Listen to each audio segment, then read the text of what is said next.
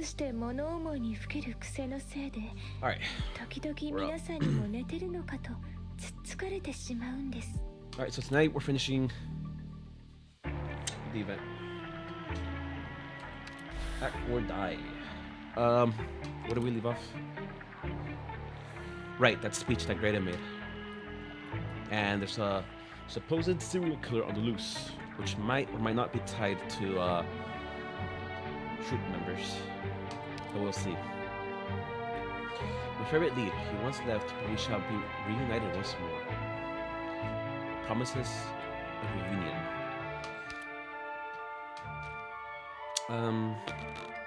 Let's see.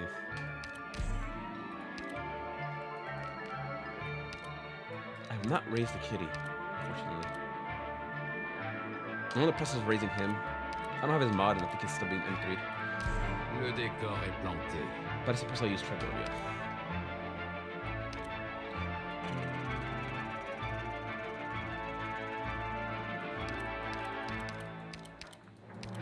We'll just use some whatever squad. No, let's use some 5 stars. Why not?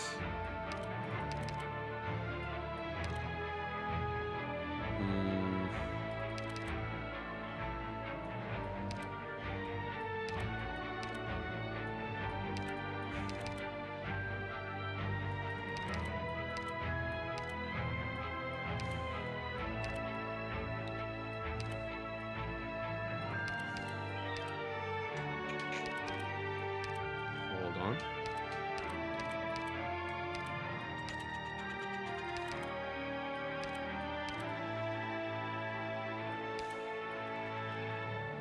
Fang.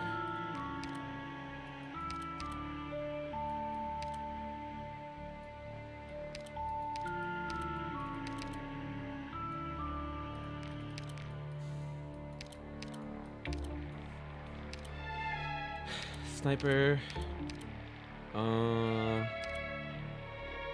There hasn't really been any aerial ops.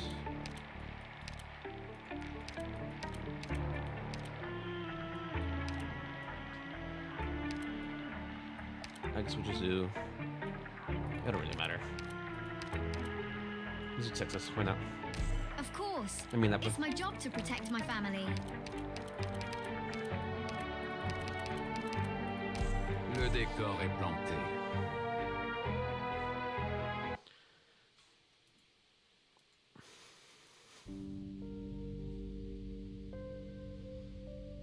Old Dotson's death and Shelly freezing in the cold storage were no accidents.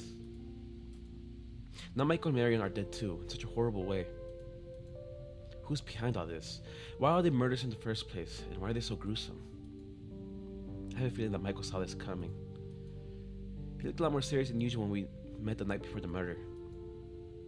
He must have figured out the real reason Dalton died, panicked, and decided to get out of here, but now we never know what he was hiding. Maybe this all has to do with the accident 5 years ago. What's really worrying me is that the killer's not even trying to make them look like accidents anymore. What if they're trying to tell us that until the entire truth is brought to life, nobody is safe?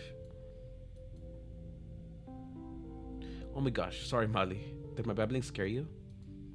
Don't worry, it doesn't matter if there really is like a crazy killer running out there. I predict it, no matter how many of them there are. Oh, that's not it, Detective Tippy. I was just thinking about what I can do on my end. Huh? Michael's dead now. But it doesn't mean he wanted me to do. But it doesn't mean what he wanted me to do doesn't matter anymore. They could never be planning on using the escape plan boats Miss Stone mentioned for the next move. So we could figure another way out, or put together something that'll get us to the ground, or even just find an exhaust vent. Might be able to get away from this maniac hiding in the shadows and save ourselves during the climax. Molly, Tippy, you were the first person to really open up to me after I joined the crew. Even though I kept messing up and getting you into trouble, you were always there to stand up for me. When Marion would forget my name, you were always ready to give her a proper reminder.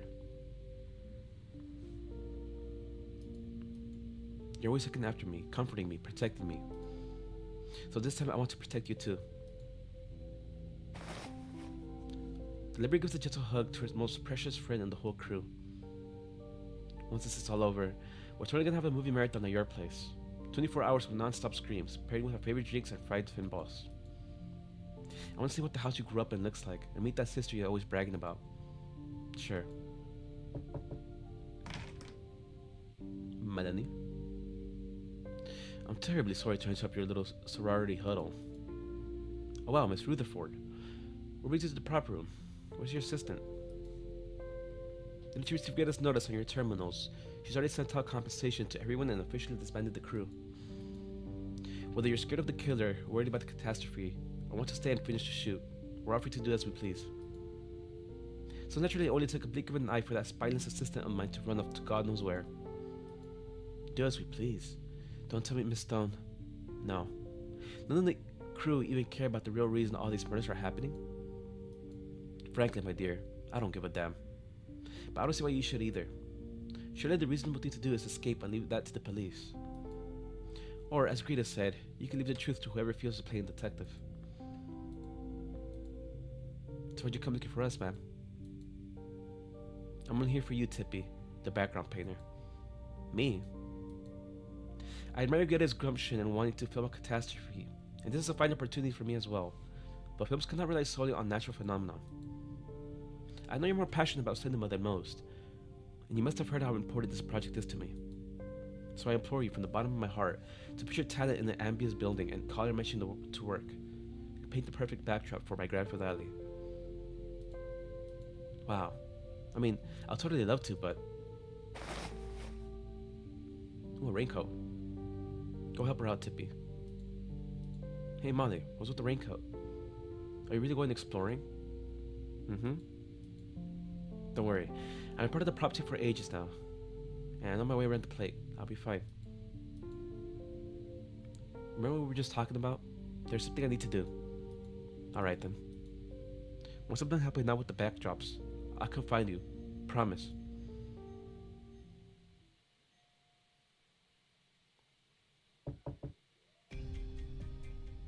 You may enter, Madam Stone.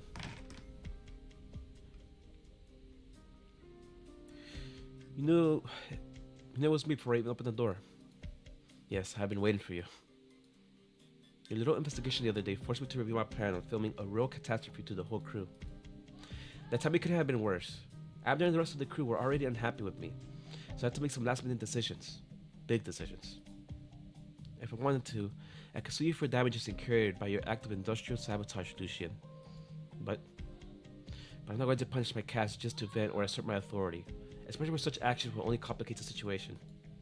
And then, more murders. They couldn't even stop hiding their savagery, and everyone's losing their minds except you. You're the same as ever, cool as a cucumber, watching the crowd from a distance. I suppose I could take this crisis for making it clear that you have other reasons to be here. But none of that's important right now. The crew's been disbanded. You can leave, or stay until the date specified in the contract. It's up to you. Your part in this is done anyway. Hardly. The moment you came to find me, you proved that my part in this is not yet done. I can't magic up another Lady DuPont. I'll bring the 3 Rockefeller brothers back to life. We're running out of both time and manpower, so I need to figure out the best use of our limited resources. Lucian, I'd like to be the lead for the rest of the film. Lead actor.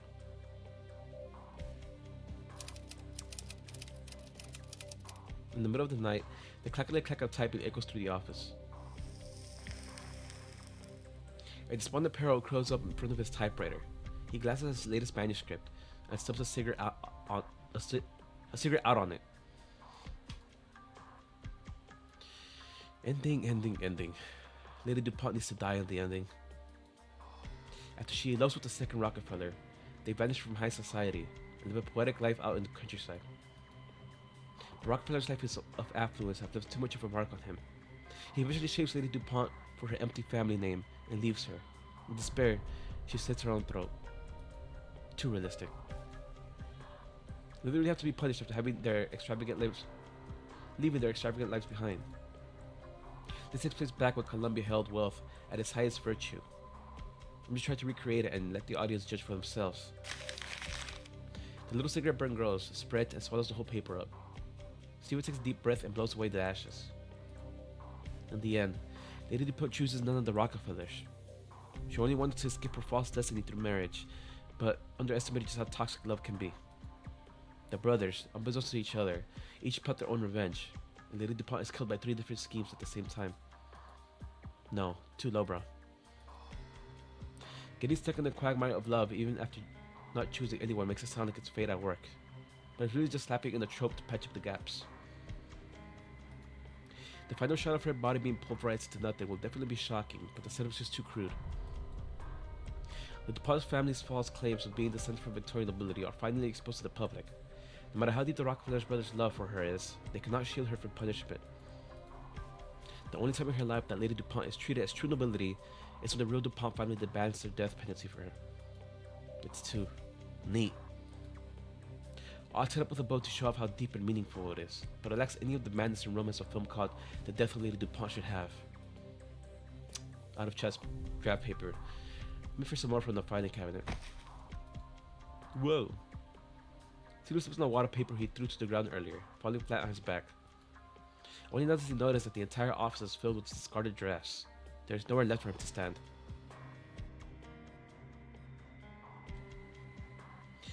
He lies down amidst his aborted ideas, covering his face with his hands as he yells in frustration. Get a kubrick and grip, Stephen Quay. You've been messing with the ending for 2 whole months now. You don't even have a shitty half-baked scene to show for it. This is your baby. You wrote every damn line in the story. Don't tell me you don't even know what you want to write. If you need to suffer to make a classic, then it's gonna be the goddamn masterpiece, right? You've got the time pressure of the shooting, the shock of hearing about filming catastrophe, the fear of some maniac going around killing the crew. You got it all, man. What more could you want? God of inspiration, my ass. That was just a stupid excuse to get grit off your back. Your God ain't coming. You lost his fucking contact details. Who's there? Well, honestly, I don't care who you are. As long as you can help me figure out this ending.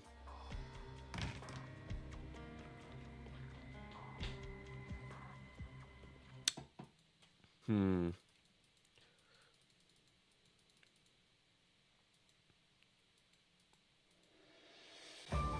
マップと適座標の DMA 設定を適用しています。少々お待ちください。 Question about mulberry or honeyberry.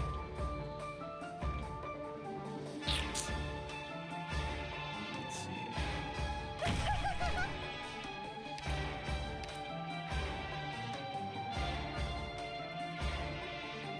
My hammer's not so weak.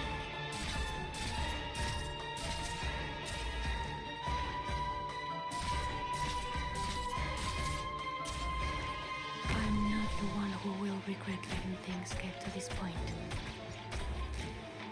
Request enemy cover demolished. Oh, that's a cool beam.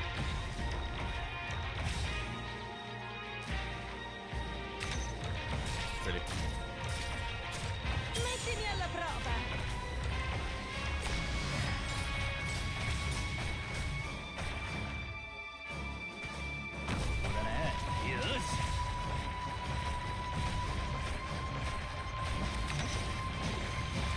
Oh, that's so bad. Going away. Come, Name. I'm on your right.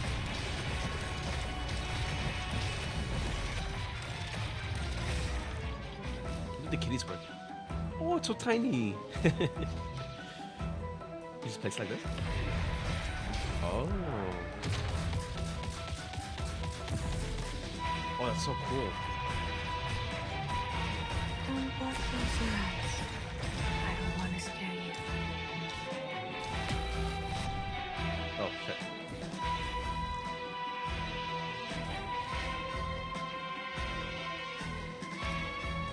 Target. Lock on.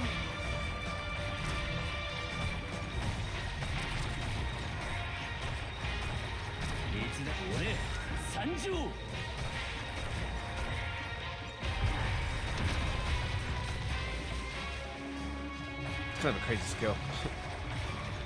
Don't worry. You'll be okay. Everything will be okay. Mission accomplished.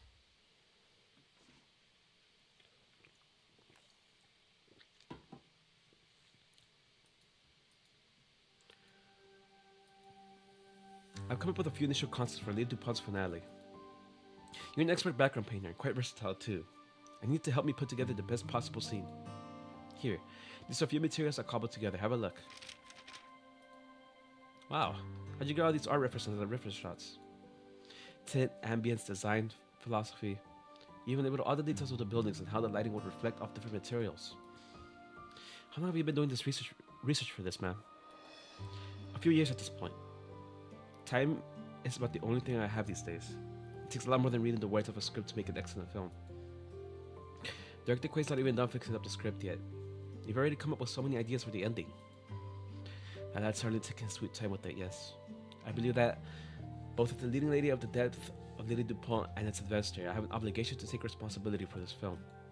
As I said before, the revival of my career in Rankwood will begin once Lady DuPont gets a good, proper death.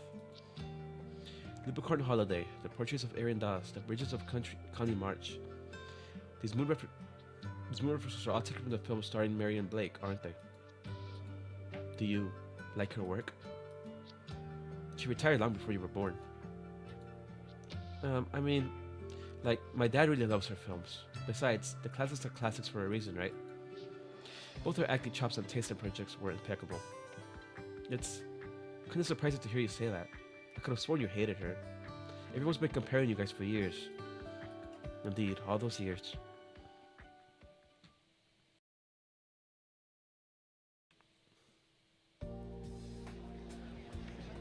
Flashback. There she is. Congratulations on winning your 8th Best Actress Award, Miss Blake. Ever since you started your career, you've been at least nominated for an award practically every year. The industry sees you as an insurmountable mountain for fresh new talents to try and climb. Are there any particular up-and-comers you think you should keep an eye on? Or we should keep an eye on? I appreciate the flattery, but I'm hardly an insurmountable mountain. I'm still climbing my way up myself. There are always plenty of new faces streaming into Rankwood, bringing me with talent, and it's hard for me to pick any specific name. How about Melanie Rutherford? I tip my hat to you, Miss Blake. Today I received the award for Best Supporting Actress, 2 years slower than it took you. I've seen all your films. As a reporter friend said here, you really are a natural born performer. The talent's peak in Rankwood, but only for now. Give me some time, and I will overcome you. Well, I'm looking forward to it.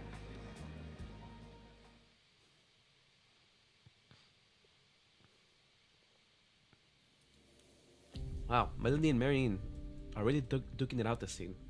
Time to get out the popcorn. They've been rivals for... They've been rivals for a while now, haven't they? It's like they're always racing to get the most awards. So why they agree to be in the same project? Shh, did you forget everything they taught you when you joined the crew? You rude little shit.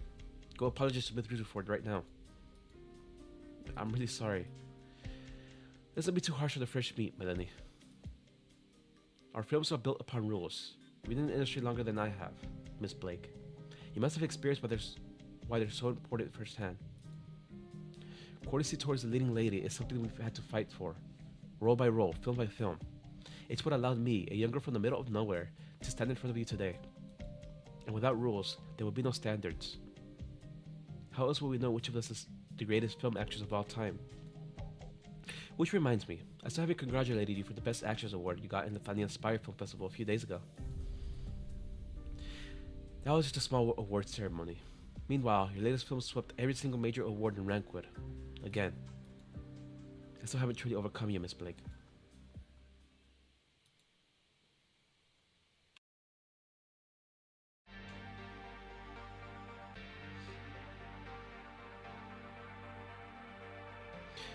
I would like to thank everyone for coming to this press conference regarding the eternally shining star.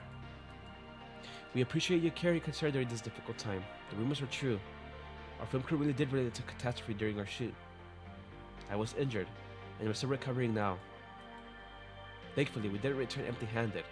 One should hold on to some of our precious footage. But I believe this is heaven working in mysterious ways. It's trying to tell me that it's time for me to bid farewell to the silver screen.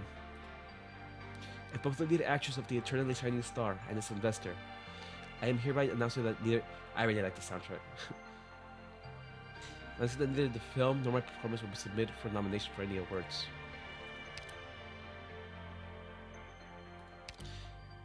It will remain this one last gift from Marianne Blake for her cinephile friends and nothing more. I won't be leaving Rankwood immediately, of course. Just moving into a more behind-the-scenes role for now. But I doubt I'll be content for that long. I'm always eager to seek new opportunities to start a new chapter of my life as J.R. Booker Wilson.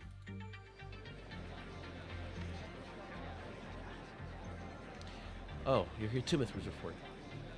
Can I request a quick interview? The latest film will be releasing soon. I'm also predicting that only you and Miss Blake will be ready for this year's Best Actress at the Rankwood Awards. So how do you feel about the announcement of your sudden retirement, of her sudden retirement, and the withdrawal of her new movie from the nominations? Does this mean I won?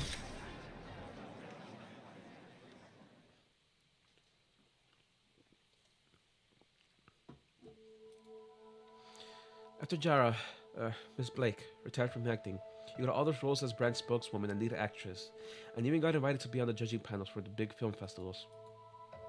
But not long after, you suddenly left it all behind because some personal reasons. When you came back last time, nothing was the same anymore. Her retirement gave me quite the shock, but I still believe that I had won fairly through my own talent.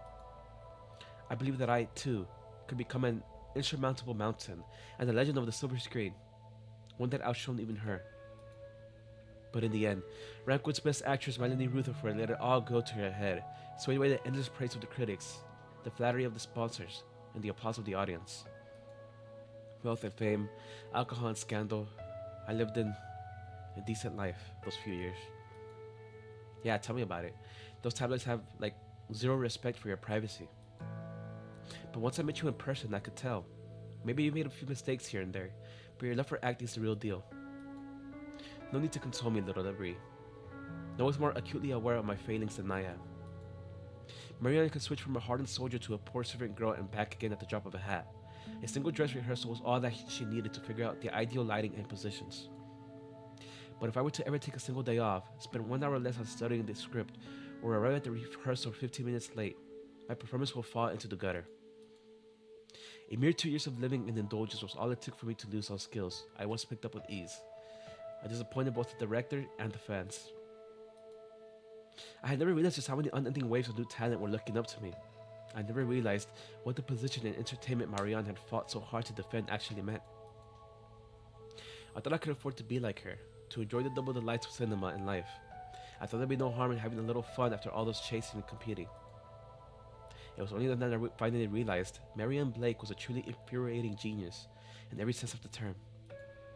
With her final film, In That Chance Catastrophe, Marianne received the revelation to retire from cinema. All I could do was sigh. Even unknowable Mother Nature was on her side. But now that you're a lead actress again, you've got the chance to win back everyone's trust. I mean, you're even getting to film alongside a catastrophe too. You're right. I spent more than a decade piercing my self-confidence and acting skills back together. I could very well be but a single step away from the top again. Greatest offer to give me the part of Lady DuPont couldn't have come at a better time, and now, even her grand ambitions have left me with a special little gift. Come to think of it, the lady is a rather fitting role for me. Surely she knows her brother is lying to her. Surely she has doubted her last name once or twice. But no, she unconsciously clings to her glamorous life, refusing to accept the mediocrity of her birth. She prays desperately that she is special, that she is talented. I wonder, what sort of ending will she face amidst a storm? Miss Rutherford. Yes? We should watch some horror flicks together. Horror flicks? If you're to climb your way back to the top, you can't limit yourself to copying Miss Blake, right? Like, you've always had pretty different styles of acting. We're gonna put together a finale more powerful than the one in Leprechaun Holiday, and Lady DuPont's name will go down in cinema history. Ha, very well then. Also, I'm sure you know what happened between you and Miss Blake better than I do. But I bet she meant it when she said you surpassed Marianne Blake one day. She might still think so, even now. You might be right.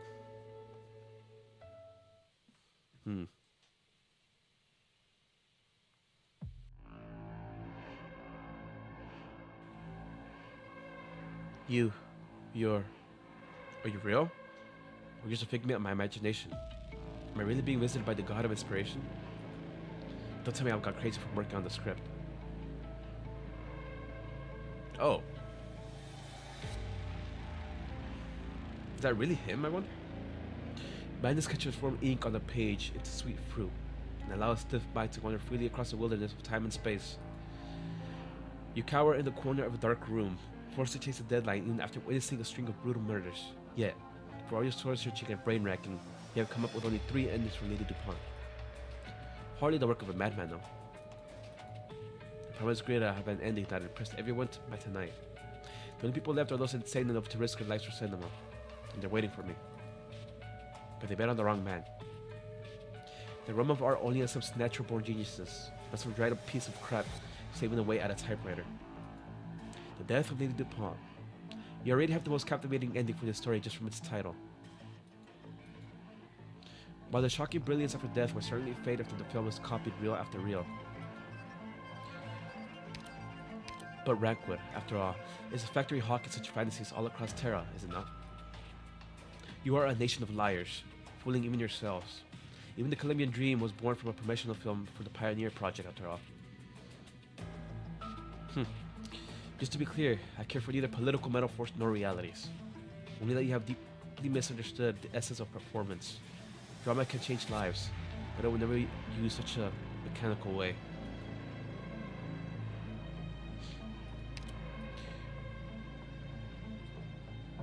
Interesting take, because you could kind of say the same thing about Hollywood in the USA.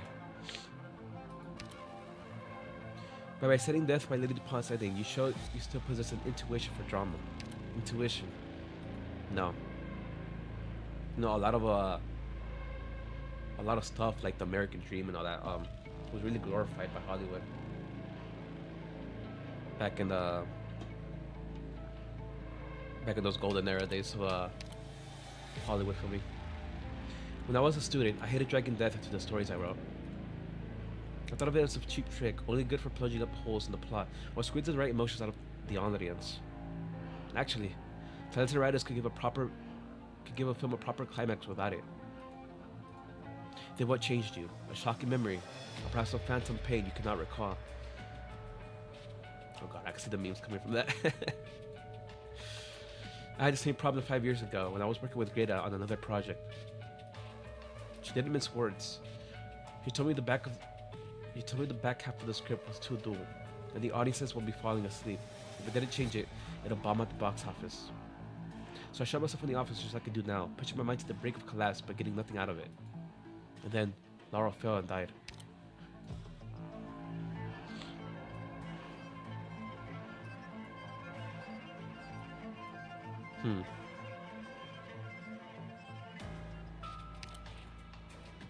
An opportunity straight from heaven, the perfect plot device.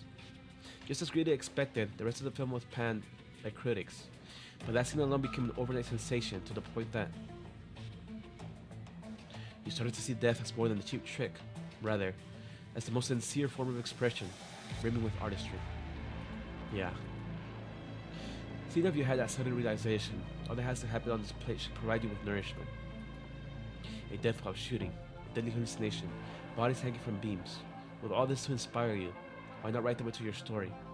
And let the same drama be performed both on and off the screen. Because they're still not good enough. Then what about turning away from those who have already exhausted their possibilities? What do you mean? Who else in your story can ignite a spark and lead it to plus blossom?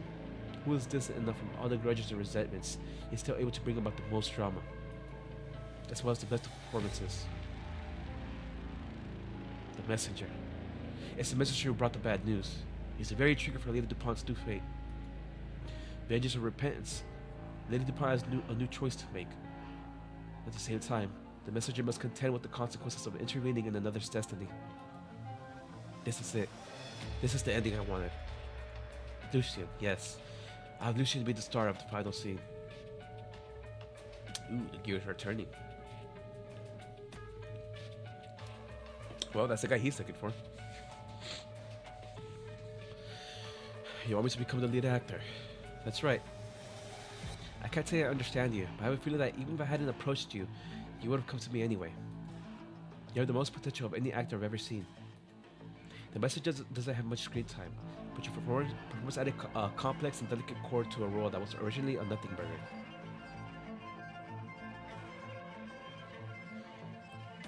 I'm sure that whatever your goal here is, you won't be leaving before the shoot ends. If so, then why not do me a favor and help me out with this?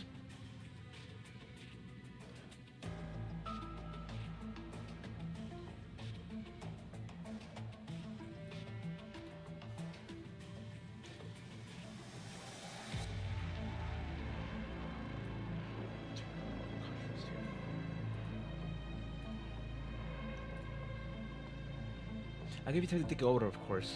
So far, it's just a thought I had, and I haven't spoken to Steven about it yet. He promised me to finish script by tonight, but honestly, I'm not optimistic. If only that god of his knocked on his door. I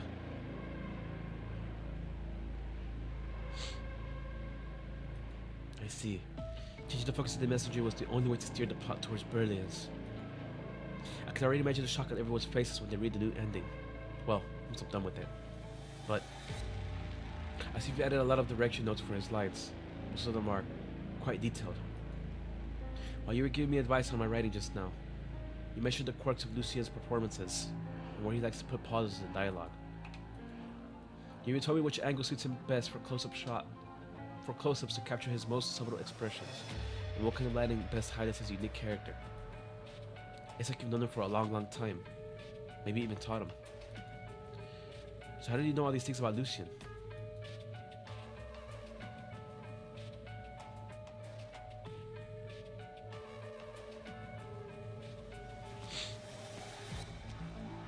Oh hey, it's a playwright. Come for me, troop leader. Come with me, playwright. The final act is underway, and as always, the entirety of the audience is enraptured by the performance on stage. It's rare for Whiteflower to return to the stage. Well, you're not toast to her once the performance is over. What of Blood Diamond and Abyss?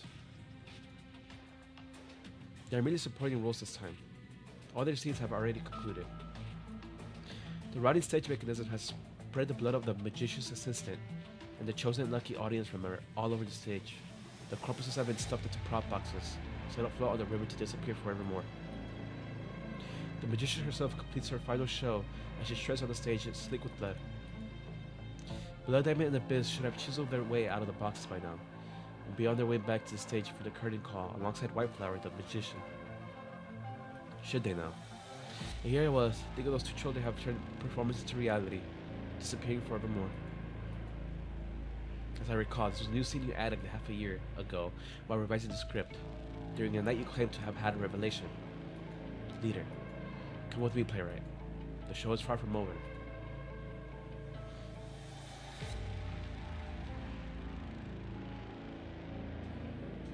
He is my favorite leading man. He once left me, but in the end, we should be reunited. Looks like luck's on my side instead of theirs this time. Cool.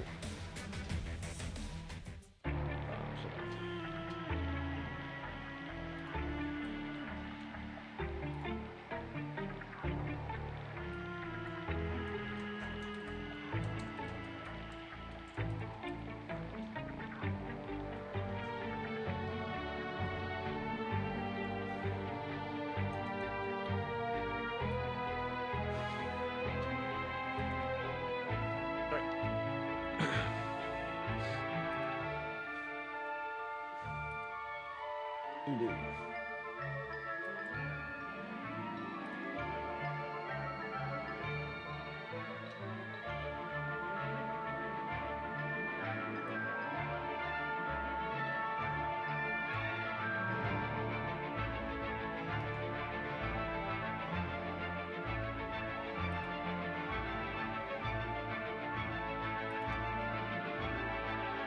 There we go. I do have to use the restroom real quick, so I'll be right back.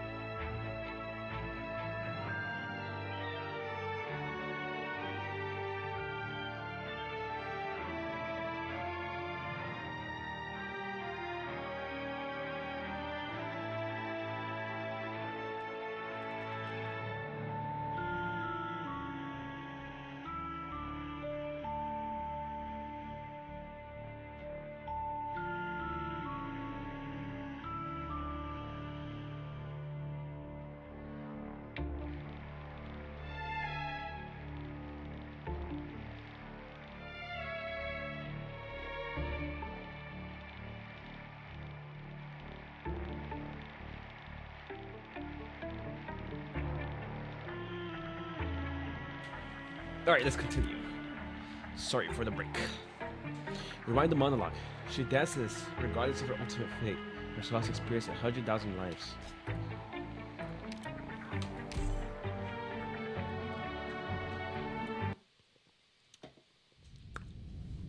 Whoa. A petite light gropes around in the darkness as she traverses the pitch black plate layer. Oh, she's a Zadok? I see how it is. The structure and system look complex, but once you figure out the theory behind it, even a prop maker can operate it. For example, here, adjust its direction first.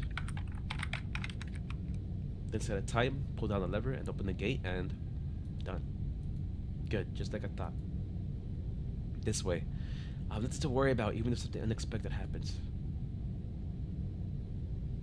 Now there's just one last thing to do. I need to go find her.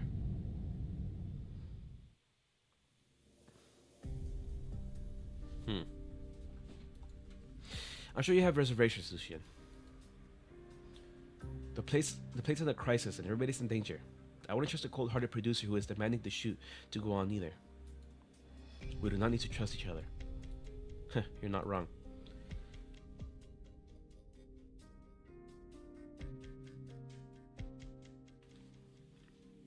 In my 20 years in Rankwood, I've never trusted a single person I've worked with.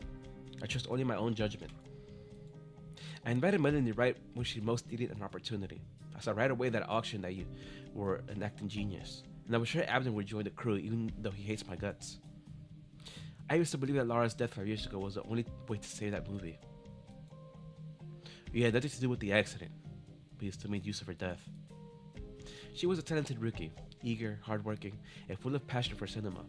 It's just that sometimes the enthusiasm got to her head and made her break a few rules. Steven was still green back then, and the shoot wasn't going as planned. Halfway through the project, I knew that film would burn through all my assets and leave my reputation in tatters. I needed an external factor to help me solve that crisis. Lara's death. Using the media to hype up the accident would be too predictable. Those busybodies would just sigh and forget all about it the moment they moved on. So I used a lot of money to squash the police investigation and media's attention, along with a healthy amount of hush money to Lara's family. I got the editor to keep the footage of the fall that Abner captured on camera, and turned it into the climax of the film. Even now, there are some people who still think she was just an acting genius who retired early. To cover up her death. I immortalized her in film. Someone will eventually notice what she did. Every year, on the day of her sacrifice, I go visit her. 5 years, and I'm the only one who brings her flowers to her grave. Do you not feel guilt? I'm certainly to blame for it, but now's not the time for repentance. Right now there's only one thing on my mind. Finishing this film. Once the death of Lily DuPont is screening, the murders on Sarah are about to get the media's attention. I'll take that chance to officially release the truth behind Lara's death. When that time comes, there'll be a lot more people grieving for her. And that's when I'll bear the blame. I realized that I didn't confess all this to you on the web. You want to use the truth to make a deal. When I first met you, I thought it was fate throwing me a bone, dropping the big present on my lap before shooting started. But it was your behavior after you joined the crew that proved to me that you're no ordinary man. Dalton died right in front of you, but you kept your cool. You even looked forward to future filming. After you discovered my plans to film a catastrophe, you took the perfect opportunity to leak those plans to the camera assistant most likely to spill them. And now with the crew officially dismissed, almost everyone is feeling desperate, except you. You were waiting in your room for me to visit, as if you're no stranger to sudden death and tragedy. Who are you exactly, and why did you agree to join my film crew? I was enticed by your script, no more, no less. Sure. The way things are now, interrogating you about your history isn't going to help my shoot, but I was hoping you would repay my honesty in kind. I still believe in my vision, Lucian. No matter what I find out about you, no matter how suspicious, I will never withdraw my invitation for you to be my male lead. But if you really can't explain why you're here, if you got your sights on something way over my head, if you think Lara's death and everything its cause 5 years down the line are the real story being filmed on this plate, and you're here for that. And I, Greta Stone, would like to invite you again. Please be our next leading man, Lucian. If that is your wish, then it is mine as well, Madam Stone.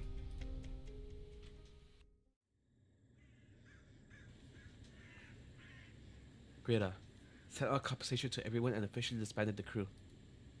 Whether you're scared of the killer, worried about the catastrophe, or want to stay and finish the shoot, we're all free to do as we please. Finish the shoot? You didn't start thinking about her movie right now? She must have noticed the connection between the murders of the crew and the one 5 years ago. So she's doing it on purpose. Frankly, my dear, I don't give a damn. And I don't see why you should either. Or as Greta said, you can leave the truth to whoever feels like playing detective. The truth? The cast and crew both mercilessly bully newcomers. The producer even messaged a tragic and fatal fall into a scene that straddles the line between truth and lie. If you will not repent for what happened 5 years ago, nor make your deeds known to the public. Do you believe yourself innocent, Greta? Have you forgotten how you edited Lara into your film? Also, she will die over and over again with every showing. You must pay the price.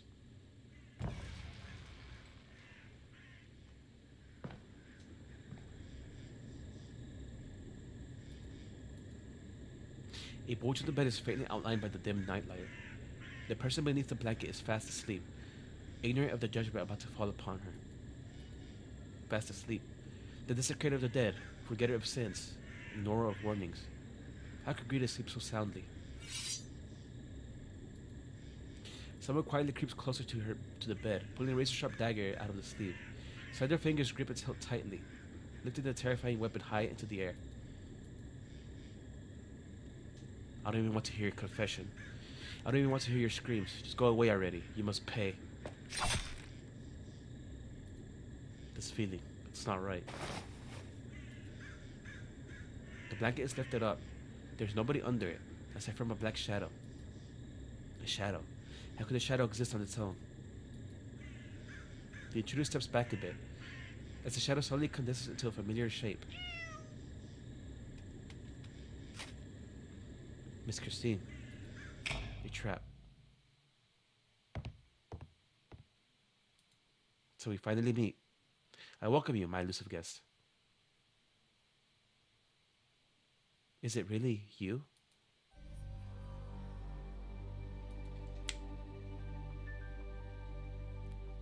Moira, the most dedicated member of the crew, was actually a 3-time murderer.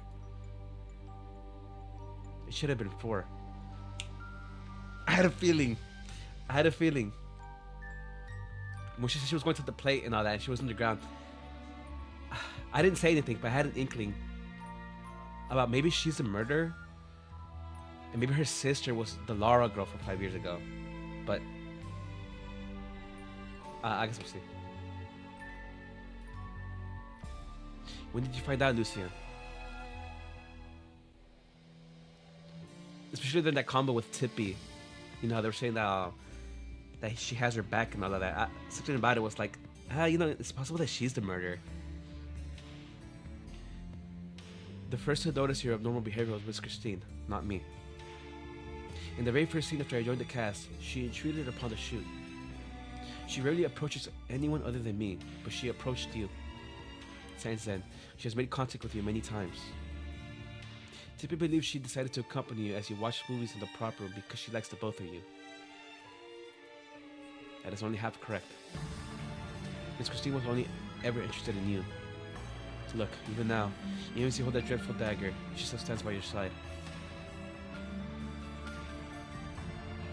Ridiculous. Don't tell me that's your only reason to suspect me, just because this mysterious creature has fallen on me. That fucking face. Remember, she only does what you tell her to.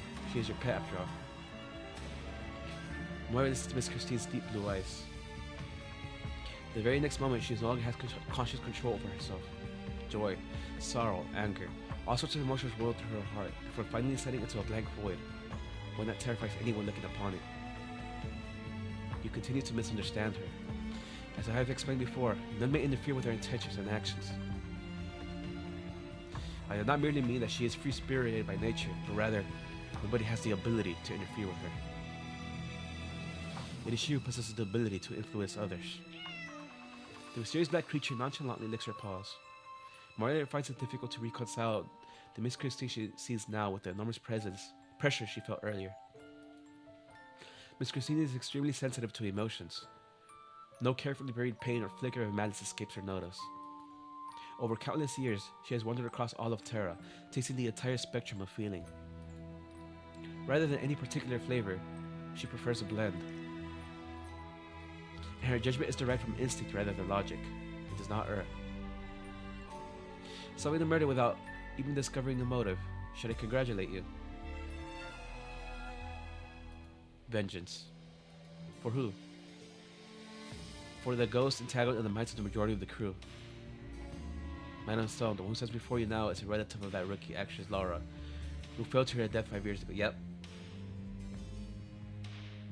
Yeah, I had an inkling. It's probably her sister. One who loved her dearly, her little sister.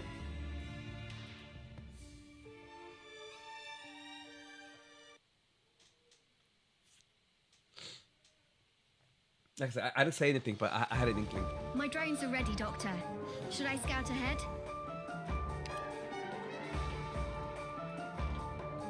My hammer's not so weak. My hammer's not so weak. Requesting stress concentration point measured. I'm not the one who will regret letting things get to this point. It's a treasure skill too.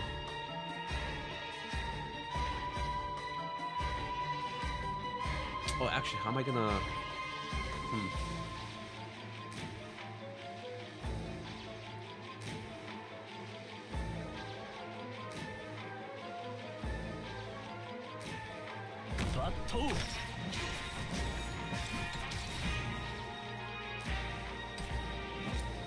Ready to deploy my drones.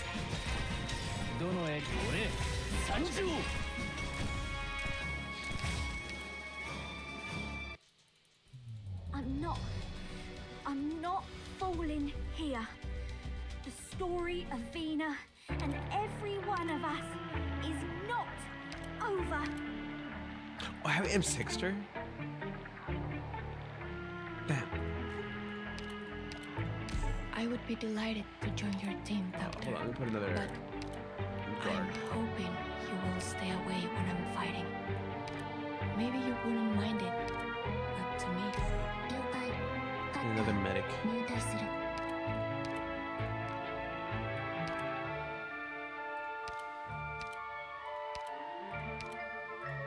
任務が終わったらみんなでお祝いしましょ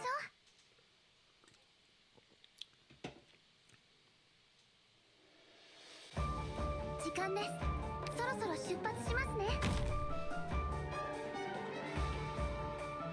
Well, I could only face this one right, so that's going right. Enemy cover demolished. There are certain things I must handle personally.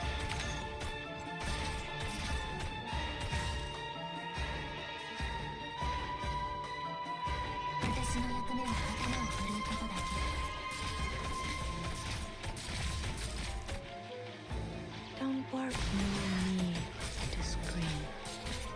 It's all over. みんな戦いに集中して治療はどんな苦境でも Siete voi i nostri avversari. Per favore, What is fate that? il vostro No meglio. mannequin? Non Now voglio we block annoiarvi. damage used along its path. Stop against its fragile and exit the filming area. Go on, say something. It would be sad if you sank into the depths without a sound. Okay. I need to, Weapons good. Target. Lock on. Wow, that takes a lot of health. Very well. You have my no need to scream. Do you hear that? That's the sound of the Reaper making her The structure's stable and sound. Nothing to worry about. L'ombre qui gît à vos pieds n'est pas là. 环境复杂，不要自作主张，以免迷失方向。 I'm here. Don't cuddle there. Hard for me to assess the blast area. みんな頑張って。告诉我你的需求，脚步倾斜，别惊扰了庄稼。 I'm here. Do you hear the don't cuddle there? Hard for me to assess the blast area. 私の目を見て。 Very well. You'll be okay. Everything will be okay. Don't cuddle there. Hard for me to assess the blast area. Your command home suppressive fire. Mission accomplished.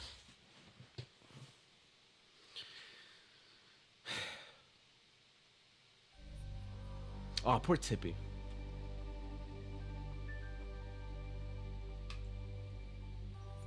She'll probably be devastated about this. So, out of all the choices Miss Stone gave us after disbanding the crew, you chose to play detective, Lucian. No need to bluff. I know you're not afraid of me exposing you. If it would let more people know the truth behind Laura's death and the conduct of the film crew, you would gladly expose yourself given the great opportunity. But not right now. It's over, Moira. You hid yourself away. You hid yourself well. A simple identity and an innocent facade were the ideal cover for you. During nearly all of the murders, you were with Tippy, that painter trusts you deeply and was always happy to provide you with an alibi, even as you left your meetings partway through. Looking back, every accident has evolved you in some way.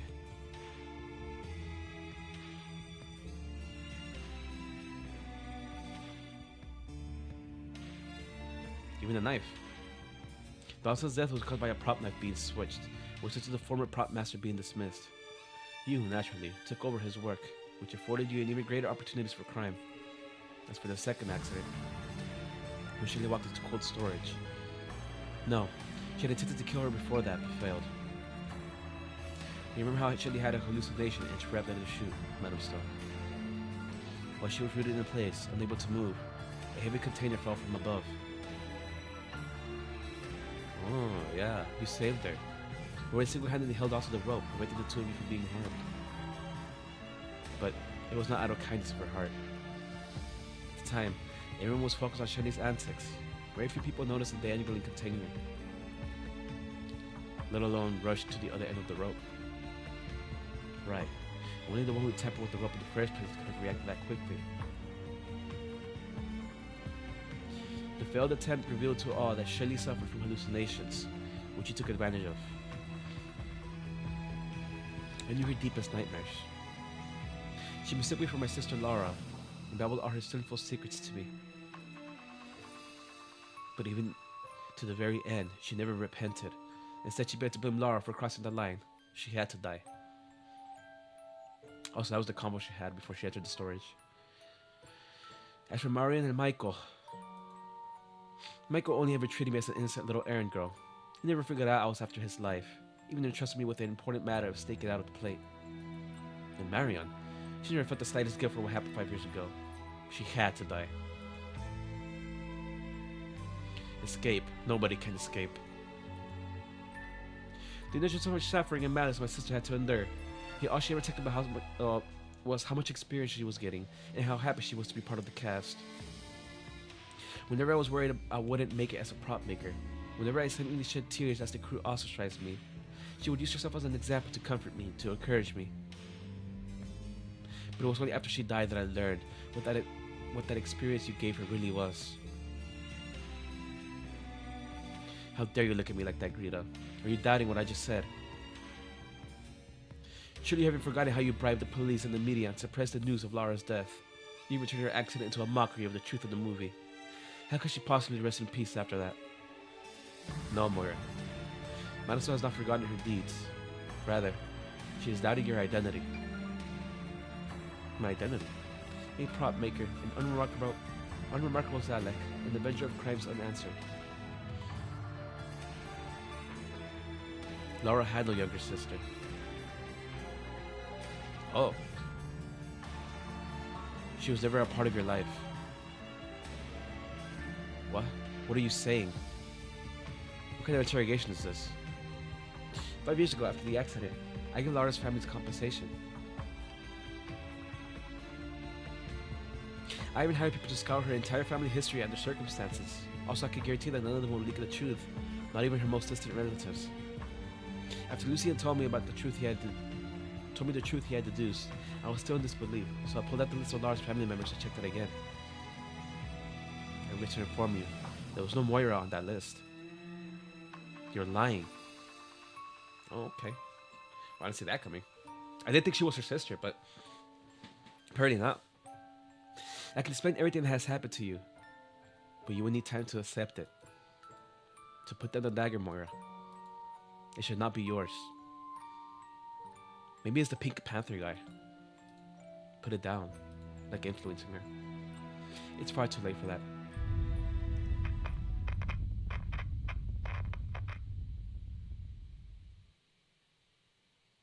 What was that?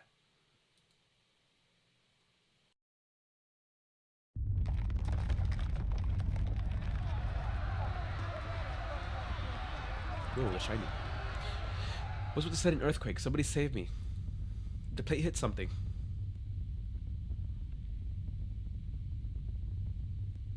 If I known this was coming, I'd have skedaddled out of this place already. What the hell is going on here? The room streamed out of the rooms into the crowded corridor, none with the slightest idea of what was happening. Lucian's shadow passes by a bevy of curses, complaints, laments, and prayers before arriving at the end of the corridor. He looks out the window. Hey guys, doesn't it feel like the plate is speeding up?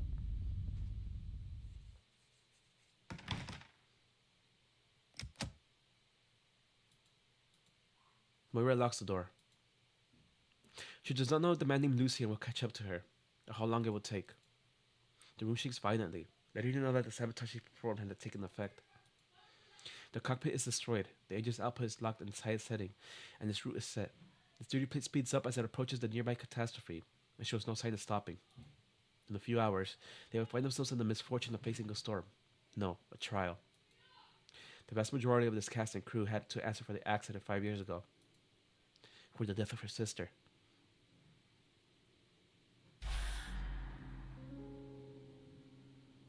Laura had no younger sister. She was never a part of your life. What was he talking about?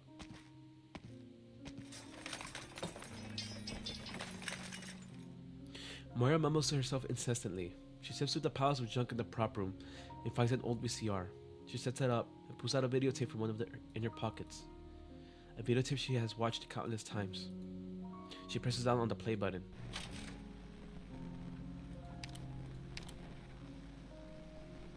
Whoa, cool shot. The smile of a young woman appears on the screen. Laura. My sister. You're real. Tell me you're real. I know whenever you laughed, there was a dimple on only your left cheek. You had big eyes with light green irises. You were always so gentle when you looked at me. You could peel an entire apple without breaking its skin in 30 seconds. Whenever you were happy, it was so big, strong, sweet. You used art to make small ice crystals to use as hair clips. You told me about your life in Rankwood. How your very first role got edited down to only 3 seconds of screen time in the final cut. You told me about how much you struggled just to get a few more scenes. While a few assholes talked about you behind your back, most of the crew still looked after you. You told me how, even though you came from a small town where you couldn't even buy a VCR, even though you had to learn a lot of things from scratch, even though opportunities that are easy for others to get are far out of reach for us, we still shouldn't be discouraged. You never mentioned how much bullying you had to suffer through, how much pain you endured. You would go on and on about how beautiful the sunrise in Rankwood was, looking towards the future with such firm eyes. You also had times when you were sad, even though you only ever mentioned how homesick you felt at night, when all was quiet and the only ones kept you company were the twin moons low in the sky. You told me how alike we were, how you had my back and would support me forever, ever since we were little. Moira suddenly stops. She shakes her head like mad, trying to force more details out of her memory. But she can say no more. She finds her memories of Laura have an unusually distinct cutoff point. They had never run through the grass together, hand in hand. They had never fallen asleep in each other's arms as their parents sang to them. As she trots further back through her memories, every image to do with her sister is simply blank. Whoa. The videotape ends. The television screen goes dark. Moira sees her own face reflected in it. Tears silently stream down her cheek. You were never a part of Laura's life. Laura was never a part of yours. But if that's really true, then what do you even have left, Moira? Who are you?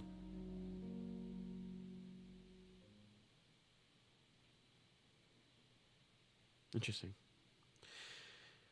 First the serial murders, now this morning's mysterious explosion. The hell's going on here?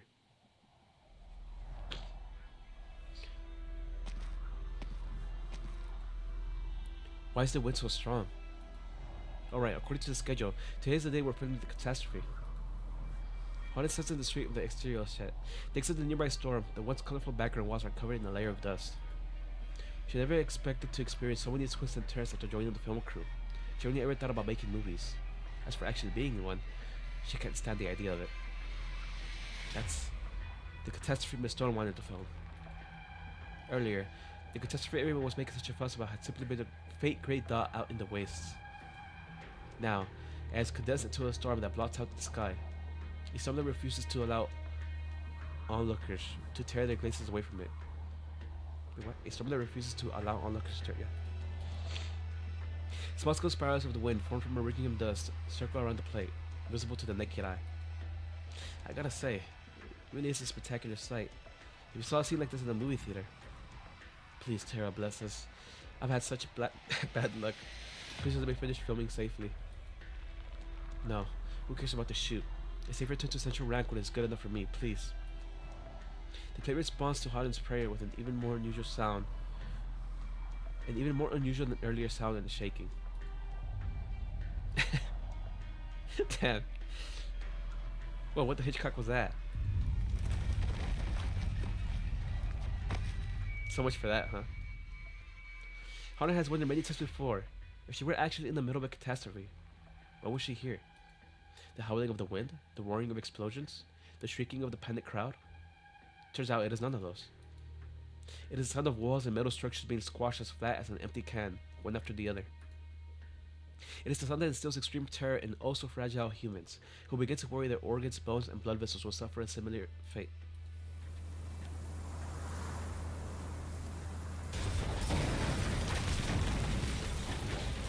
Oh, damn.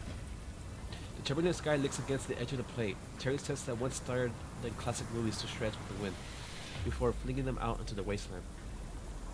Hana moves aside the scaffolding that had fallen on her, but finds her legs too weak to muster the strength to move. She looks at the devastation in a daze, barely able to believe her eyes. My god. How did we already get so close to the catastrophe? 如同耕作永不停歇，土地上总会长出新的秧苗，也总会有后来人跟上我们的脚步。Blood Diamond song. I cannot hold back any longer. Oh, that's a lot of... Wait, hold on. I should...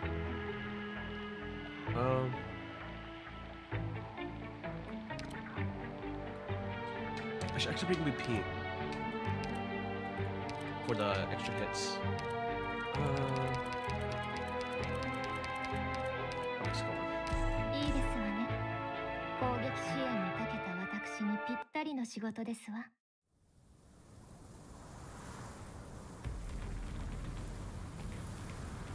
What the?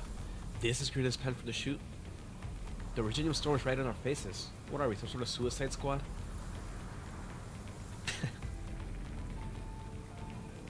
Really? No, no way. It has to be a killer's doing, right? Didn't you hear the explosion earlier? Someone blew up the plate's cockpit. There's no way we can slow the plate down or change directions now. Right now we're only barely in contact with the storm. And once we hit its core, we're not gonna find even a single break from this plate. Alright, enough. So who on Terra was it? Their revenge wasn't enough for them, so now they're gonna take out the rest of us too? The murderer is Moira of the prop team. What? Who's talking? I said, the killer responsible for the 3 murders is Moira. Moira? You're kidding me. The unremarkable Zalek? Miss Stone caught her red-handed. If Lucian weren't there, she would have become the next victim. So where's the little rat now? I'll go find her myself. And what's the point of confronting a psycho killer when you can't even save yourself? She owes us an explanation. What if she gets innocents killed?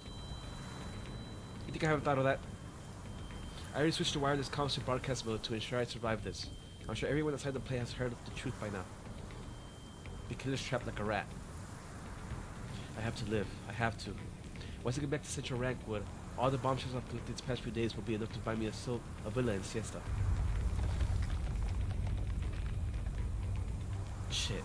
The place is tilted towards the original storm again. Right, the landboats. We can use them to escape. They're gone. What? I went over the emergency escape cabin earlier. They were already wrecked by the storm. Every last one of them. There's no way out for us now. They're going to die anyway. Might as well take the chance to jump off the plate. Cut that shit out. Just move. Anywhere safer than the film set. Let's go hide under the ground in the engine layer.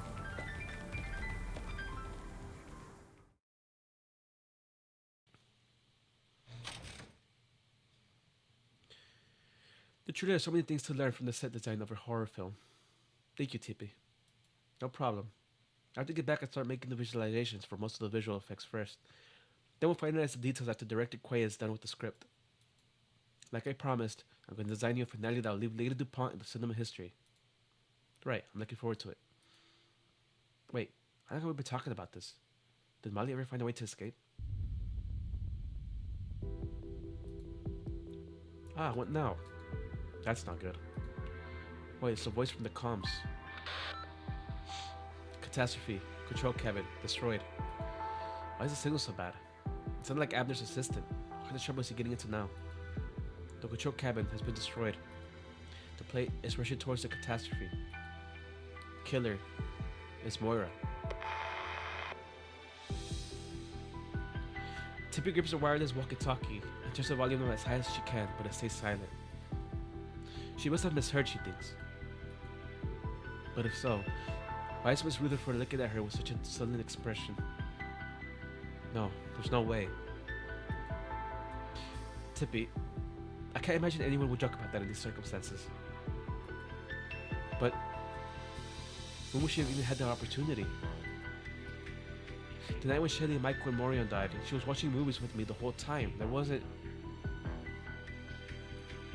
Was there really no opportunity? Tippy doubts her own mind. Was Molly really not next to her the whole time during their movie nights? No. We always watched multiple movies back to back, so sometimes she'd leave when I was switching out the tape. Sometimes she would say Miss Stone was looking for her. Sometimes it was to pick up something she forgot on the film set. I'm sure you know how she's like, ma'am. She's still new to being the prop master and under like a ton of pressure, but she's super committed to her work. Darling. No. That only explains how she could have done it. It doesn't prove that she did. A motive. Why would she kill all those people she had nothing to do with? Why don't I know anything? Darling, maybe you didn't know your friend as well as you thought you did.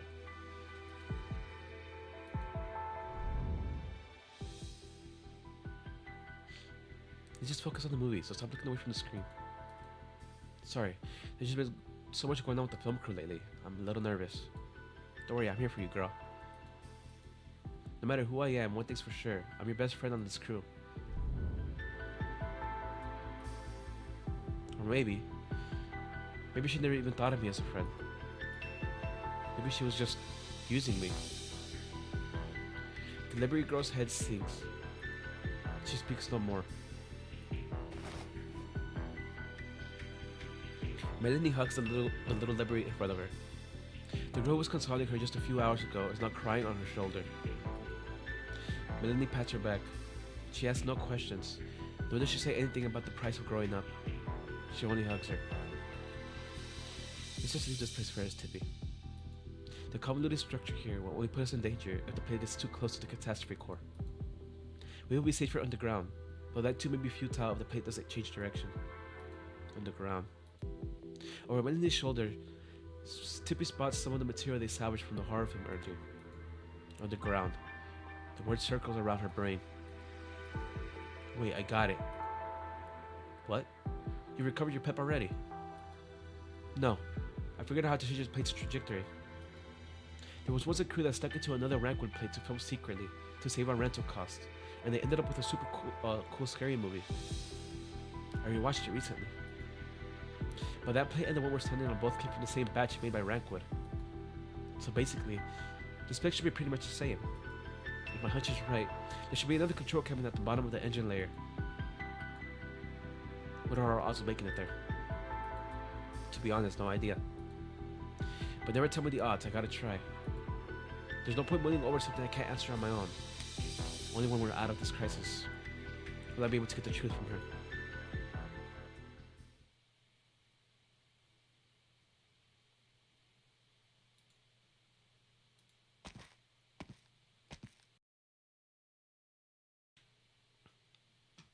So this is where you were, Lucian.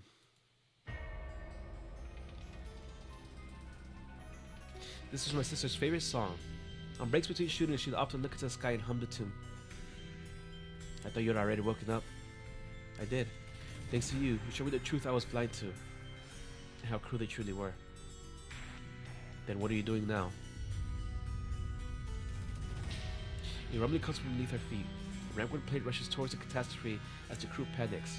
No one would think to enter the prop room now, when they should be escaping. But it is at this very moment that the prop master gets to work. She goes around the room, fiddling with one mannequin after another, dressing them in clothes, correcting their postures. Her earnest focus is fully on them. I only just remembered how I recognized Lara. If you will allow me a guess, you met someone. Yes, a very gentle feline. Yeah, it's that pink dude, that magenta guy. Probably. The weather was terrible that day. I was sitting on the bench for a long time. There was water on my face.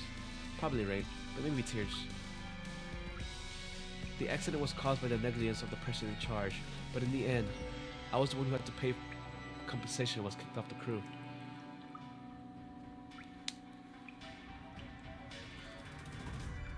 I didn't know anyone in Rankwood, so I was no stranger to being treated like that. I ran away from home, you know.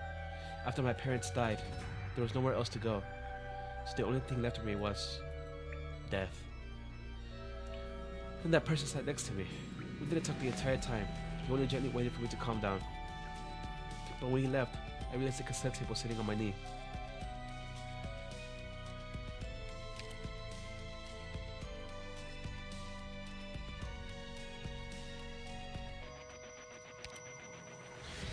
I met Lara into my life. At a time that there was only darkness. She became my sister. She protected me, encouraged me, and helped me pull myself together. Lara was already long dead by then. Her background, experiences, and even appearance all resembled yours. The man gave you motivation when you were at your lowest. As well as anger, confusion, and a deep-rooted thirst for vengeance. No doubt, that was no better than before. Was that grief I saw flash through your eyes? Or pity? No, that's not it either. More like understanding, sympathy. Did something similar happen to you? Do you know him? Of course. He's an expert at grafting non-existent joy and anger onto your life. Much like how an unscrupulous director adds extra elements as he pleases to a story he deems dull. Oh, I suppose you would call it ad-libbing in the film industry. He pulls you from one pit of despair while guiding you into another, thus inciting the so-called beauty of drama. He's an old acquaintance, my teacher, the source of all my suffering, and the phantom that should be long dead. Finding you, finding him, it's the very reason I came here. Moira, I'm sorry for denying all that you have. No, it's not like that. Moira finishes arranging her last mannequin and returns to the center of the prop room. She does a curtsy in Lucian's direction and lightly taps her fingertips. Lucian then realizes something has changed and looks over to see that every mannequin has come alive.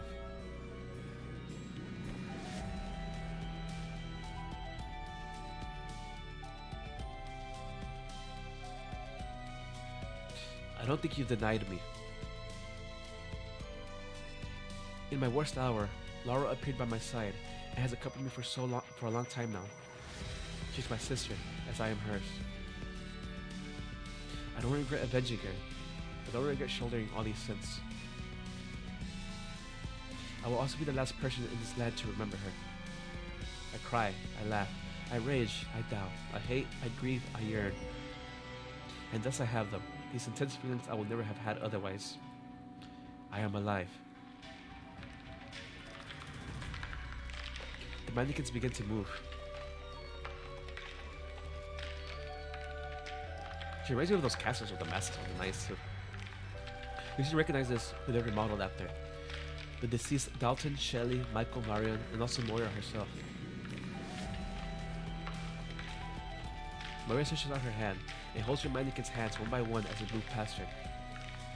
No music except the trembling ground accompanies her movements, but the tiny Xanic pop master seems to have become the most passionate dancer on the land as she embraces her myriad. Strange, yet elegant. I should be thanking you, Lucian. You helped me realize it. When there was nothing left of Moira anymore. I felt as if I became a mirror, and that I should become anyone. Wake up. Or could become. Satisfaction born from despair is nothing but poison. I've never been more awake in my entire life. Would you also like to become my dance partner? Just like them. As Moira finishes speaking, her dance partners throw themselves at Lucian.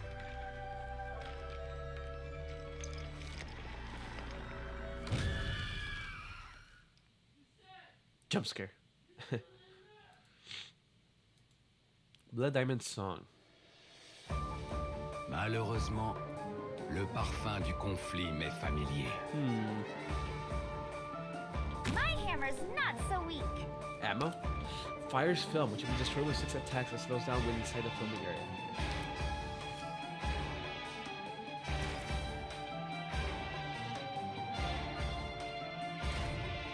Oh my god. It's whole ass cassette tape. 细致化系统搭建完毕，地点已确认。 Requesting enemy cover demolished. Stage に到達。Here comes a wave. 呼吸を整 Gotta go. リラックスしてターゲットロックオン事情复杂，跟随我的脚步来。どんな苦境でもみんなと一緒に立ち向かうから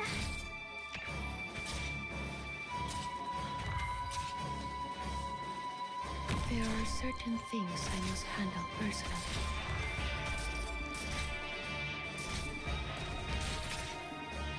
Try destroying ど these. んな苦境でもみんなと一緒 Oh, に you can hit those. Ow.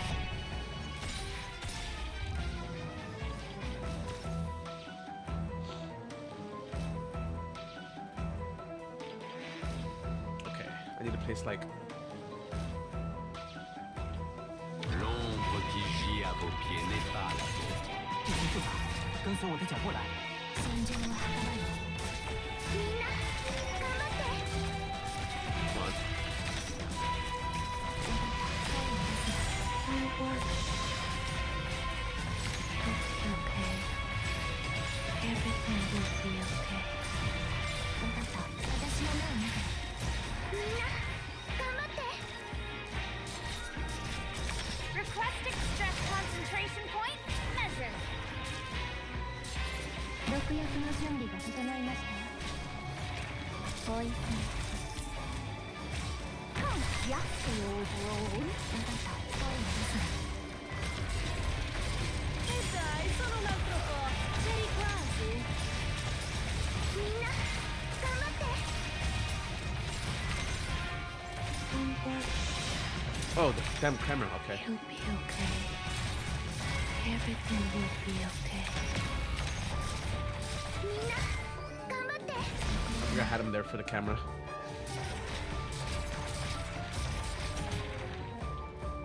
Mama's healing. The flow of the currents. Oh god, that's scary. It's a mess. Yeah.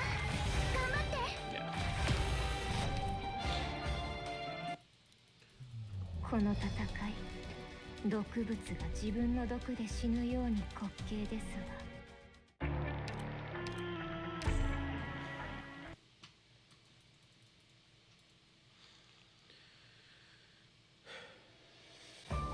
マップと敵座標の DMA 設定を適用しています。少々お待ちください。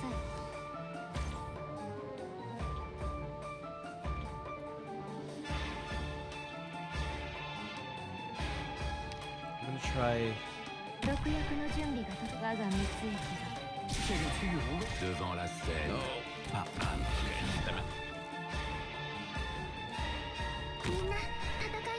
アーツユニットチャージ中。 L'ombre qui gît à vos pieds n'est pas la vôtre.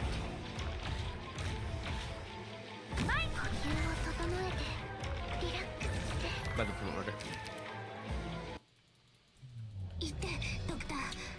できるだけ遠くまで。 I'm gonna try to get some of my 私がなんとかするから。 some of my high ground before my ground units. 時間です。そろそろ出発しますね。到，不是，我在。到，脚步倾斜，别惊扰了庄稼。 Arrived at the most optimal combat location. Ready to move. L'ombre qui gît à vos pieds n'est pas la vôtre.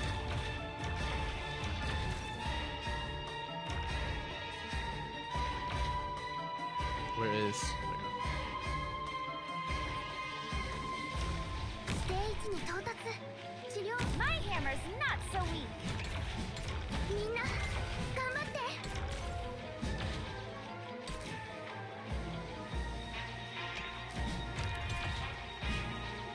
毒薬の準備が整いました。 L'envie de tuer s'empare de vous. Requesting those capacity calculations complete. 治療法を見つけた。 Okay. Then we're gonna do アーツユニッ bam, トチャージ中。 bam. Ottima decisione. 呼吸を整えてリラックスして。Machete's all shot. I'm not the one who will 这复杂，跟随我的脚步 Wait. 来。 This should do the trick. 幻覚が見える。Close your eyes. I don't want to scare you.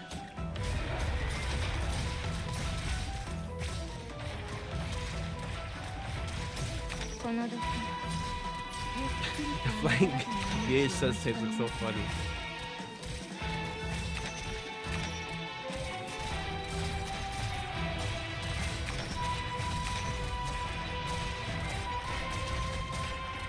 幻覚が見える。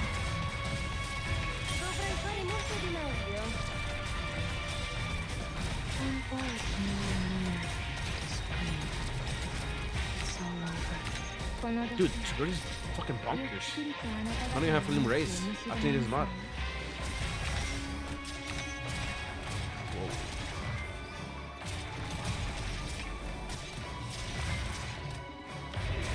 Dovrei fare molto di meglio. 幻覚が見えるはずだ。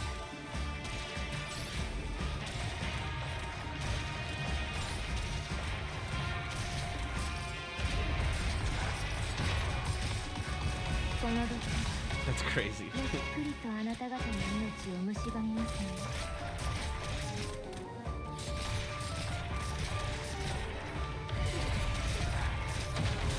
E dai, solo un altro po'. C'eri quasi. One word, no need to scream. Those capacity calculations complete.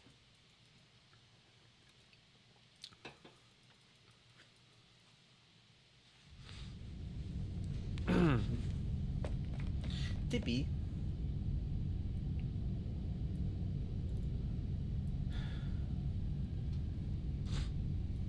Chill, Tippy, chill. Deep breaths. Remember how the plot went in that movie? The heroine had her friend pick up a weapon and hide in a storage room to the left, while she herself ran the other way. The storage room. Alright, the room matches up. Down we go. It's kinda dark in here. Well, dark is good. There should be a hidden door around the corner. Straight ahead, at the end of the corridor where there should be a backup control cabin. She knew all the mannequins chasing down the squad where her friends work. The whole squad pointed their fingers at her friend, and she was mad too. Gotta get moving.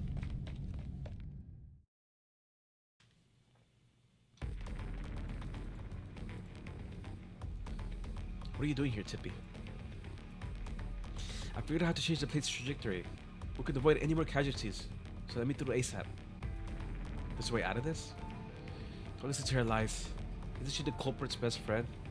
Oh, don't do this. She could have been covering up for her this whole time.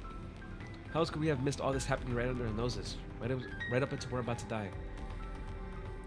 She tries not to think about her friend's betrayal, even though she still has things to say. She ignores the crowd mocking her. They're only attacking her to protect themselves. It was you, the one always hiding in the back. First you interrupt the shooting, now you're preventing us from going home. She wants to save everyone, including her friend. She wants answers. Stop her, don't let her through. Tippy grabs a spray gun from her belt and glares at the fearsome weapon-wielding crew. Leave me no other choice. Are you guys afraid of one girl? Get her. The murderer is a catastrophe. The film crew was already on the edge from having to hide in the engine layer, so the spectator's behavior only rouses a pent-up anger. The self-defense weapons gripped before it as everyone rushes towards Tippy. Her hands were trembling. There's no way she can take them all alone, and she prays the hover unit on her back will work. Her final trouble card. A black creature shows up at the corner of the corridor. Freaky. Oh, hey. She gets her own shot. It is as the noise drew her here, but also as if she is merely passing by. No one notices her as they rush by, their heads filled with all sorts of extreme emotions. Miss Christine takes a sniff, and the rushing crowd slows down in her eyes, until they freeze in place. Anger, extremely spicy, but without a little sour envy to balance it out. It tastes us a bit off. Panic, bitter and hard to keep down, but a little dash of sweet comfort would turn it into a nice dessert. Grief, a salty mix of tears and sighs that brings unnecessary trouble if too much is added. Must be carefully paired with other flavors. Pain, the most complex and ever-changing emotion. It used to be my favorite. But after meeting Lucien, the pain of ordinary people is almost flavorless to me. Well, there's another one over there. She seems to be that little Xylax friend. At first I only took notice of that girl who seemed so similar to Lucien, the lead actress that Matt chose for his latest play. Yeah, I didn't expect your ties to make you even tastier than her.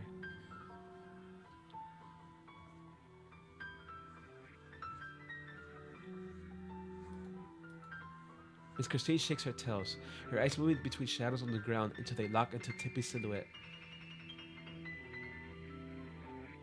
Tippy with a Y. The lady's twin tails twist into strange shapes, as if a woman is wiping her knife and fork between diving into her meal.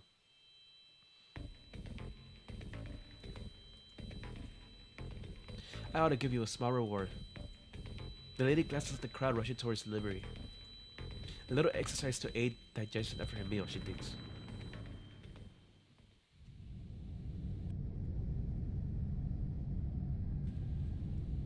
Why am I here? The catastrophe is about to hit us, so we came down here to hide from it. But what's with the wrench in my hand? Weapons run from their hands in succession, as the resulting harsh clang wakes even more from the delirium.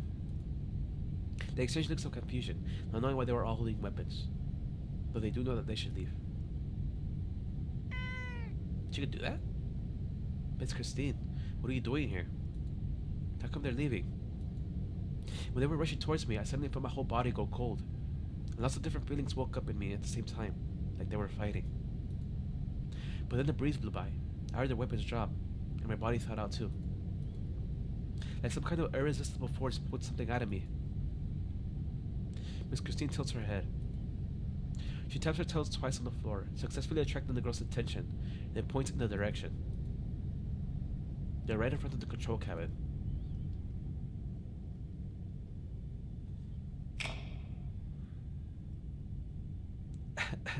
This place is older than I thought it would be. Wow, the devices are all previous gen stuff. But that's good news for us. So they're all sealed off to prevent dust and corrosion, and there's no smart locks on anything. Even I find it pretty tough to learn to hack on the spot. Let me see. The storm's moving faster than the plate, so just reversing is a no-go. Turning is the best way out. But trying to change direction when the plate's already so close to the catastrophe. No, I can't worry about that. Where's the backup navigational system? Here it is. Press open the lock. Great, I'm in. Then, Tippy takes a deep breath, as she hopes she remembers the steps right. Pull the lever all the way down. Bang.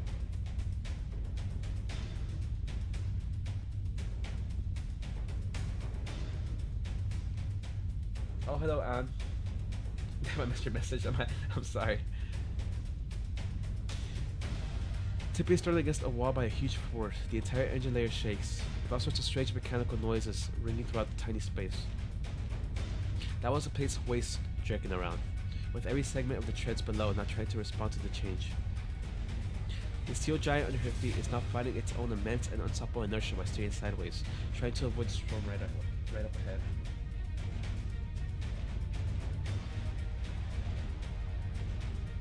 Tippy feels her teeth ache. She does not know if it will manage to turn in time, or how long it will take. All she can do is pray.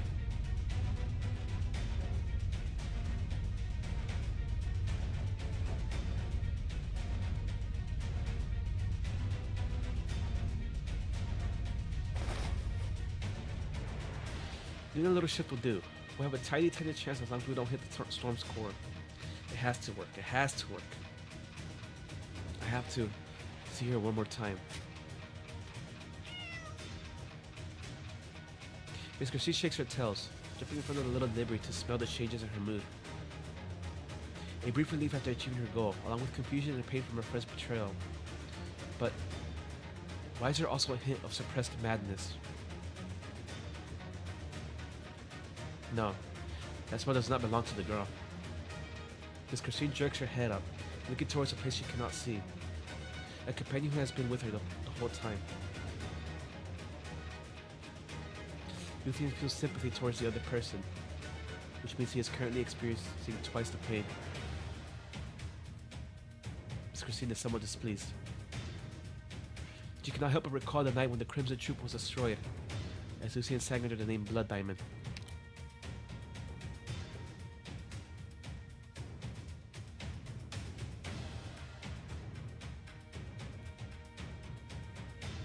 Oh, he's sensing, or she's sensing the thing with Moira right now. It is no good omen.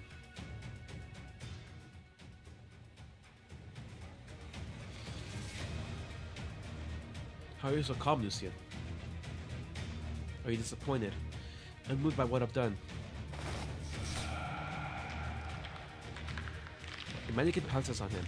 While it is an inanimate object, Luthien feels a strong depressive aura that suddenly turns into elation and ecstasy. As Luthien touches the mannequin, the emotions turn into energy, forcing him backwards. Dalton. There's no doubt these are the feelings Dalton had right before his final rehearsal. Why don't you fight back? You have that little interest in me, babe. But ever since you played the part of the messenger and spoke those lines about fate, I haven't been able to take my eyes off you. Michael. The mannequin passes on Moira's emotions as she turns into Michael. The excessive yet artificial man who always wore his heart on his sleeve.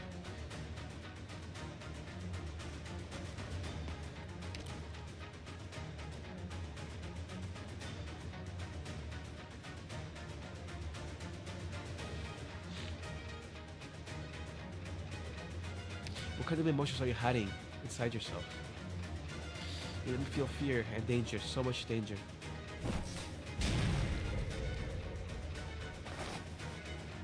Shelly. Shelly, in the final moments of her life, the neurotic coordinator was completely wrecked by her own fear, turning emotions into tangible energy, and any object that passes through your hands become a medium to release it. So these are your originum arts. That's kind of cool. Low key. I see why he chose you. Why they needed to become what you are now. A prop master, strings, puppets, all images born just for the stage. When you forget yourself, a person becomes a play. Come, join in our performance, Lucian. If you're bright and the man roused my abilities, then as his real student, you will make the best dance partner.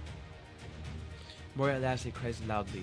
1,000 expressions flash across her face, filling the problem with a suffocating energy. There's nowhere for Lucian to run. Fine. What? Moira, I will sing for you as you wish. Sing for me. Sing for me. The Blood Diamond song is a kind of misfortune for both himself and the audience. It will rip my throat apart, sending pain straight into your ears, and you will either die or spend the rest of your life with this melody reverberating in your mind. If you willingly ignore the truth in your hands, if you're satisfied by such falsehoods, if you can only approach it by destroying yourself, then allow me to relieve your pain and enter the stage once more.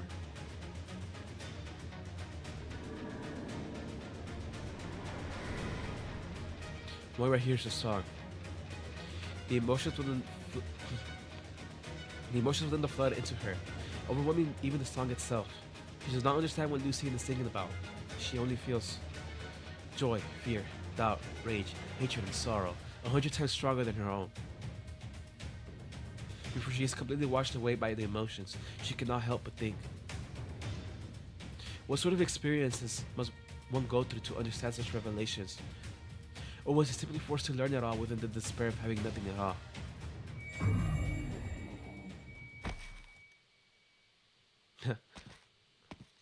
When the actor meets a real one.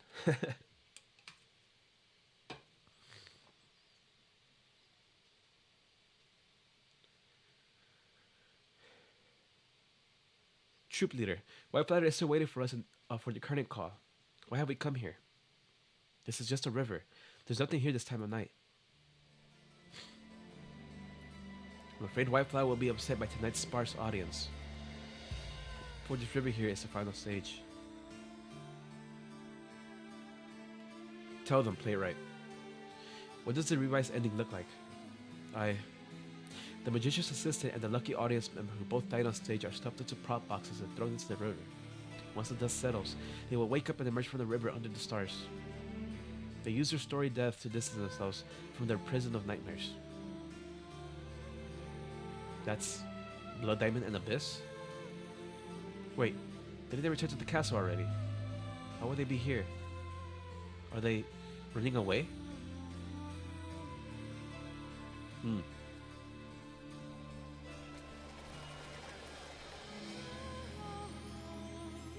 It seems our travel paths have been interrupted, Abyss. What? How? The magician's assistant and lucky audience member came back to life. And this is true magic. With this crowd looking on, it will seem he's a fan of this new improvised ending. Let's go back. He's waiting for us. Go back. We can still run, Lucian. Come with me. The river's wide enough, and he's far enough away. If you choose to flee now, he'll let you go. The fear will seep into your bones and torment you for the rest of your life. I'll go back to him, learn all his skills, uncover all his secrets, and then destroy it all. For such is my wretched fate. Fate. Are you sure it's not just proof that you've become entranced with the truth, with him, once more? If this is the pain and despair he has given me, then I will become his fate. Somehow, you always understand him and his twisted aesthetics. And you never listened to me. Or maybe you never really wanted to escape. You spent far too long trapped in this nightmare. Fine then.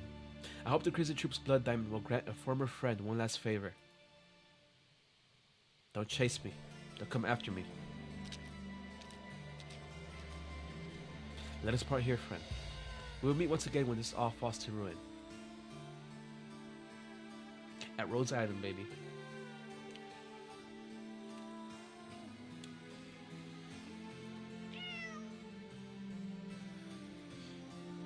At some point, the black creature appears inside the prop room, nimbly avoiding Moira's body as she goes over to Lucian.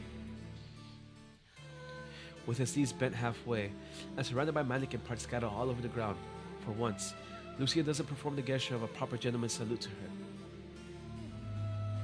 The lady is even more displeased by his actions.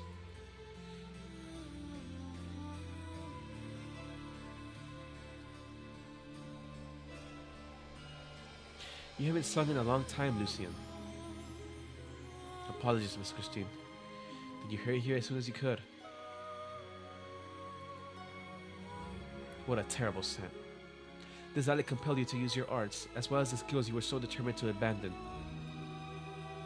You do know what sort of situation you put yourself into, yes? Chaotic, disorderly, uncontrollable, like a ball of unruly yarn not yet to sort out. And you wish to face him, even end him, as you are now. That is why I've come here, Miss Christine. When I stood up from the river as Shalem continued to sink below, my mind was already made. This is the performance I've repeated the most. I cannot refuse, nor do I want to. Now until the true end comes. Fine. Perhaps you will become a monster. Listen, Lucy. Oh, cool. Lucia stayed still and does not look up. The lady sighs, and her azure gaze lights up like never before. She shakes her tails, and her body splits into two identical figures. One walks into Lucian's shadow, while the other remains sitting before him, staring. Both Miss Christines speak in a staggered pattern, like a strange duet. This way, she ensures Lucian will hear every word she says. To be honest, I much prefer Phantom. It implies nothing good, but it is the name you came up with yourself. Humans are so troublesome. Sometimes I miss the cafe where we met. Your emotions were much more complex and slovenly than they are now. But still far better than today. The bitterness of your obsession is making me want to sneeze. Go, meet him if you must. If you turn into a madman, I will devour all your emotions, no matter how hard they may be to swallow. If you cease to exist, I will haunt him and figure out a way to make his life miserable. After all, he can't do a thing to me. Break a leg, Phantom.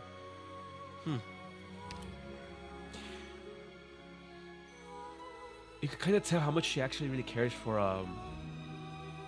Phantom. If she's willing to go this far. Because, you know, she don't have to do all that, but I don't know. I guess, you know, they've gotten pretty close at this point.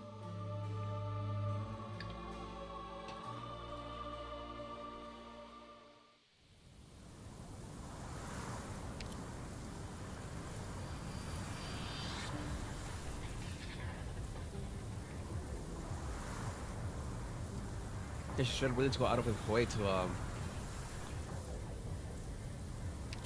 haunt her other dude. Hurry, let me to the underground passage. Hey, did Storm blast your eyes blind? Do you have any idea how long I've been in this queue? I ought to teach you a lesson. No pushing or shoving people. The passage can only fit two at a time, so don't clog up the entrance and leave space for those behind you. There's no time to get everyone in. Miss Doug, the place's western pass and outer guardrails have been destroyed by the storm. If this keeps up, we won't be able to hold out for long. Even in the engine layer. I sent people to move supplies in, if we can survive this calamity. No, I'm sure I'll make it through. Miss Rutherford, you should hurry inside. The storm will tear your dress to shreds. So this is the way she felt. Huh? What did you say? Nothing. Didn't you go looking for a tip to discuss the backdrop earlier? Where is she? She seems to have figured something out and took off. I couldn't catch up to her. And we're supposed to be the adults. In the face of a catastrophe, not one of us is as cool head as brave as her. Picture doesn't know what fear is yet. Only by experiencing it, hobbling through it, and getting crushed by it, will she understand just how idealistic it is to keep going. It's not the difficulty and charm of film production itself. Don't tell me you want to finish shooting this damn movie even now.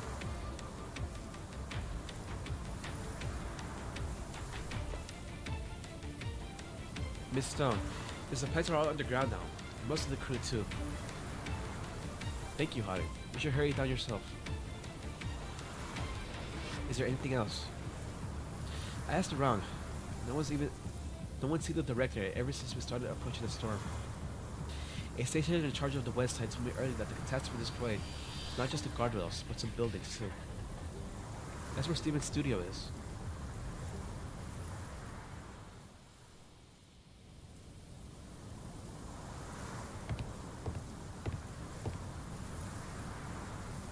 The storm showers originating dust all over the exquisite dream-creating backdrops.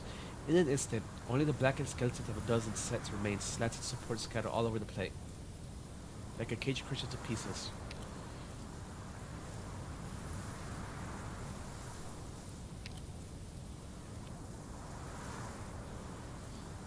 Lucian plays closer attention to the wind, and it brings more voices. Shouts and sobs, scolding and cursing, sincere prayers and subconscious wailing. The hands of fate and the play staged by nature will not allow everyone time to take their positions. Lucian walks into the ruins. He sees a figure that absolutely could not have showed up right here, right now.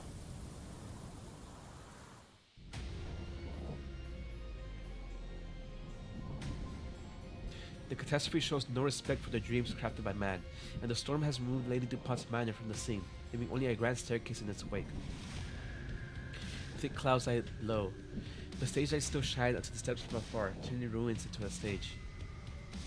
The middle-aged man slowly walks up the stairs.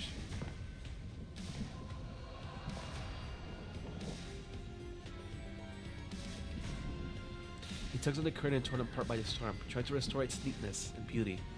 Finally, his efforts pay off as the dirt and dust fall off the cloth, revealing its original shade of red. He grips a bottle in hand as usual, but it's not at all Alyssa's jerkard. He checks the stage right before the show begins. There's no one more dedicated to the work than him. Your habits have been changed. Do you require assistance? It's almost time, Lucian. You came at the perfect moment. I know. Not surprised? Should I be? Of course you wouldn't. There's no way for a character who has bowed out with the real death to return to the stage. But this is your play. We're all sorts of miracles in here. This is where the show begins, and where it should end as well. The playwright might remark on how ingeniously this play had been handled. Perhaps he would muse on how perfect it all is. Because once you push aside all the theatricality, this is what I look when official collaborating with you again. After so many years apart. How is the biz doing? Oh, my apologies. You're more inclined to call him Shalem, I believe.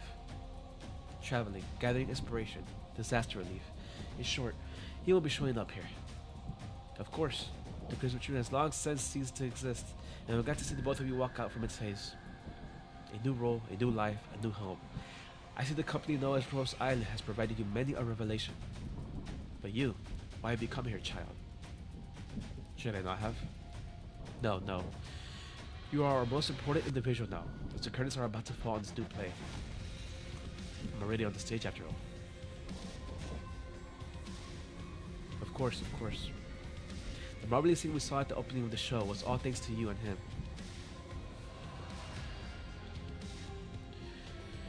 Dalton personally handed you the weapon that would kill him, and his death raised the curtains on this story. Eddie Winden said all through his eyes, Lucian, surely you felt something was off the moment you held the knife. Well, I was relieved to confirm it. I am also curious, why exactly did you swing that blade with zero hesitation? Once an actor takes the stage, anything unexpected must become part of the performance. Your lessons have been engraved into my mind, and nothing more. Troop leader.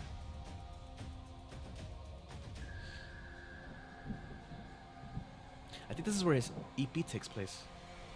His song.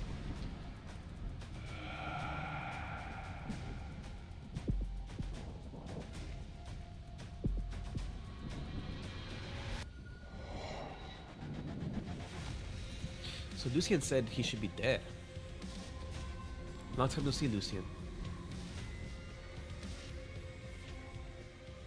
予測通りの戦いでした。 Ooh, I got a medal set. 完璧です。 I got 2 medals. What?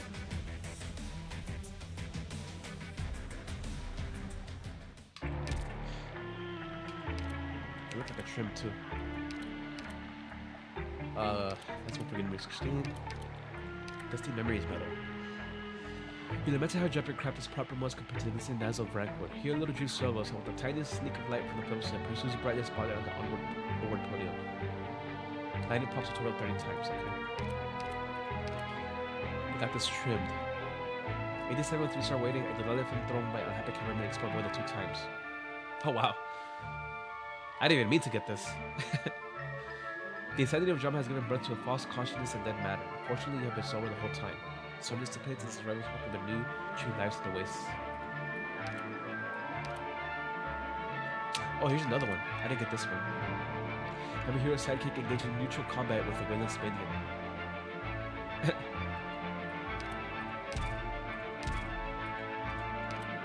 I'll get that afterwards. Alright, 88. This should be the boss stage. Lucian, my blood diamond, my child, take the stage with me. Bow from the curtain call. Let us live a new life together.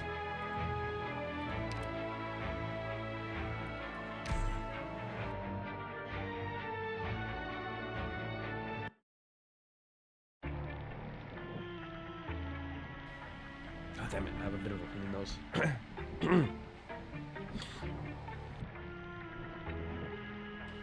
My deepest apologies for ruining the play.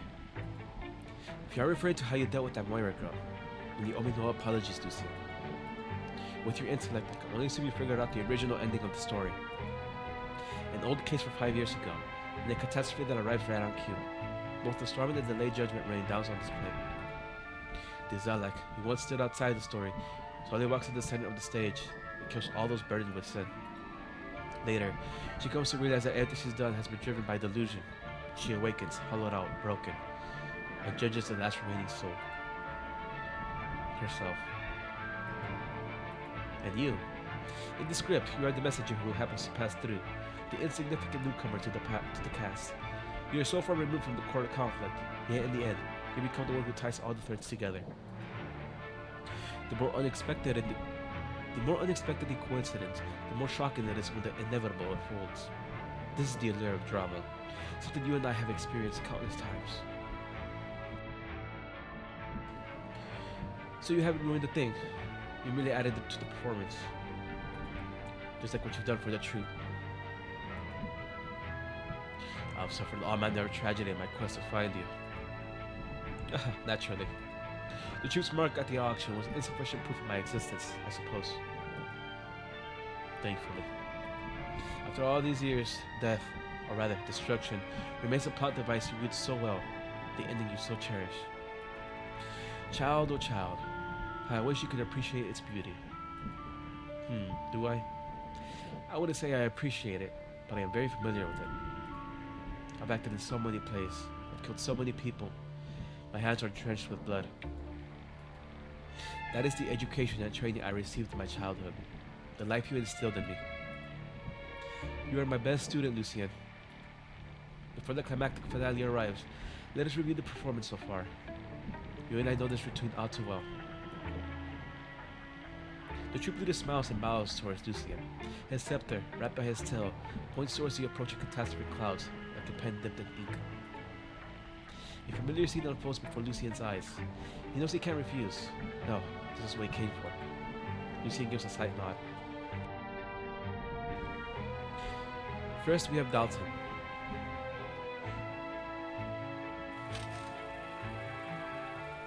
Originally, this middle-aged actor who resembled nothing more than a walking... corpse didn't feel this scene was all that significant. He offered up what little lucidity he could muster, some of the last dregs of his acting instinct, recited his few remaining lines, and held out until the director called cut, all to earn just enough for another night of drinking. He has never mourned the actress who died because of him, nor reminisced about his once-spirited past. He was not even ashamed of his current sorry state. He manipulated him. Indeed, Without my intuition, he would never have taken it upon himself to retrieve the swapped knife and deliver it to you. But I never commanded him to put his chest up to you with the blade. By the time you were acting opposite of him, he was already fully awake, fully aware of the danger he was in.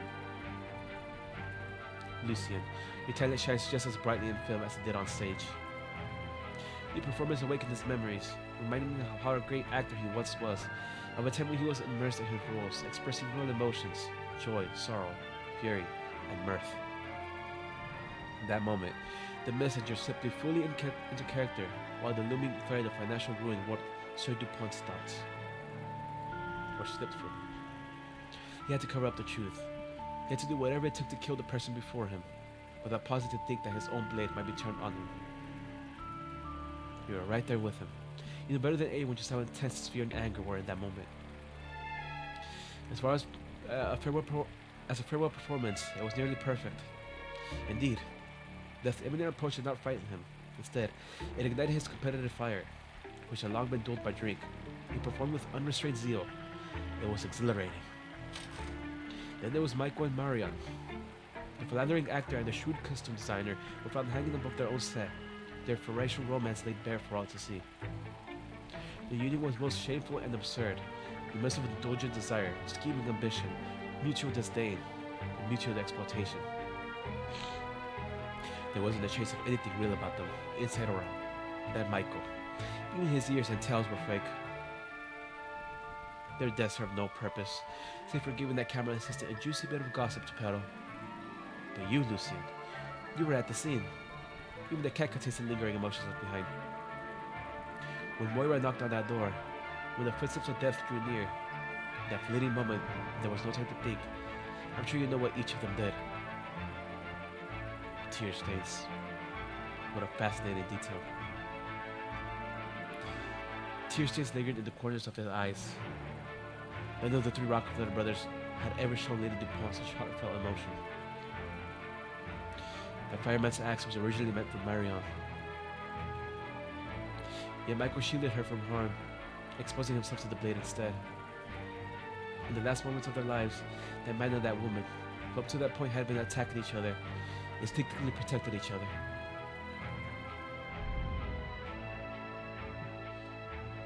They confirmed the true feelings for one another. Although this, by itself, is not worthy of praise.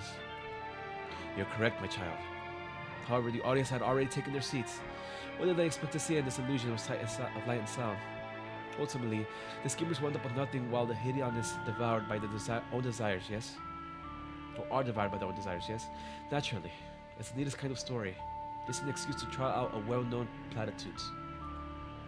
They would never imagine that a flawed, unworthy love could still be real and still turn heads. Just as those two never imagined there would be a moment when they grew feelings for each other. Made possible by death. Made possible by death. And then, of course, there was Moira, the one I had the highest hopes for before you showed up.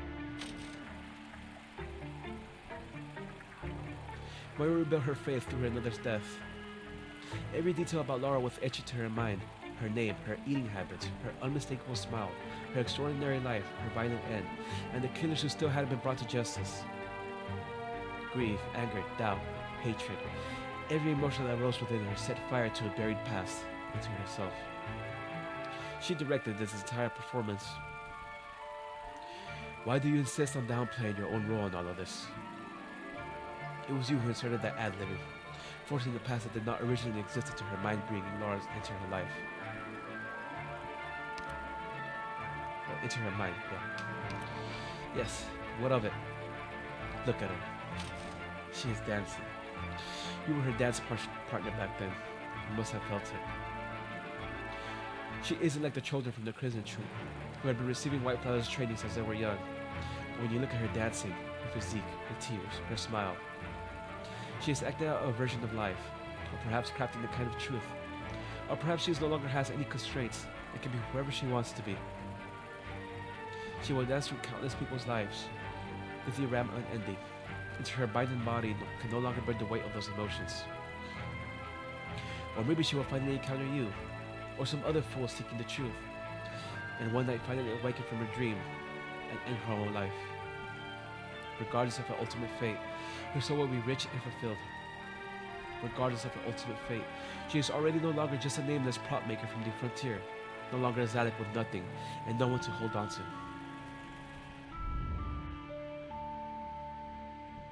You're as talkative as ever, troop leader. It's been a long time since we've spoken about someone with such passion. Not since you, Lucian. I don't deny that I'm exerting my influence on Moira. I encourage her, just as I once encouraged you. My child, have you forgotten? If not for your thirst to perform, you would have died long ago. When that catastrophe drove you from your home, when you lost your parents, when you found yourself adrift in that towering castle among strangers, you said, only when I'm in character on the stage. That's the only time my loneliness disappears. The only time I feel like I belong.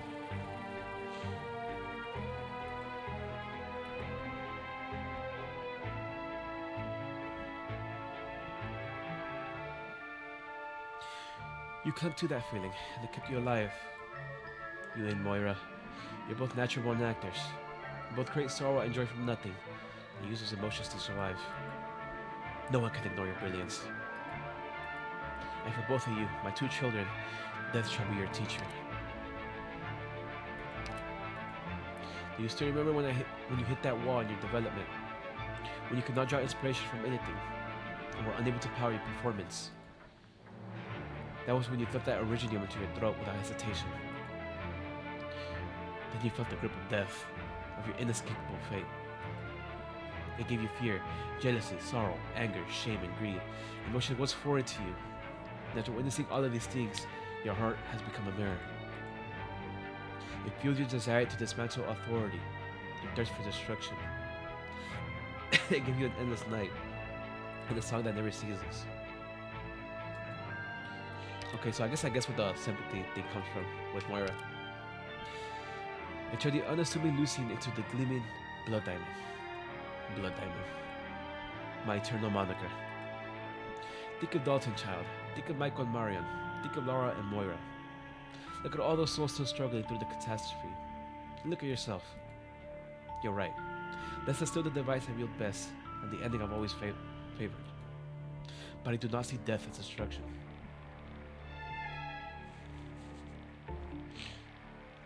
It drives the mighty to disgrace themselves, the divided to break the commandments, the pure to sink into filth, and the heroic to commit treachery. It gives strength to the dejected, compels the silent to shout their ideals, draws real emotion from the self-absorbed, and frees the timid from their inhibitions. It shows climbers the next foothold. It gives the far-sighted the courage to leap. It turns self-proclaimed beacons into the real thing.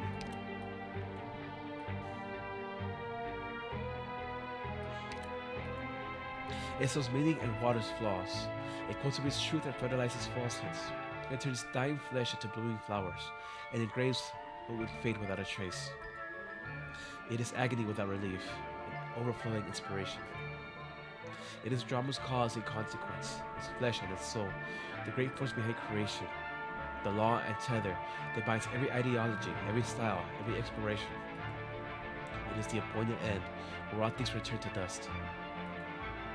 The troop leader turns to Lucian. That same smile still lingering on his lips. The wind and sand howl around them, but he remains unfazed. Child, this is also our chance to reunite.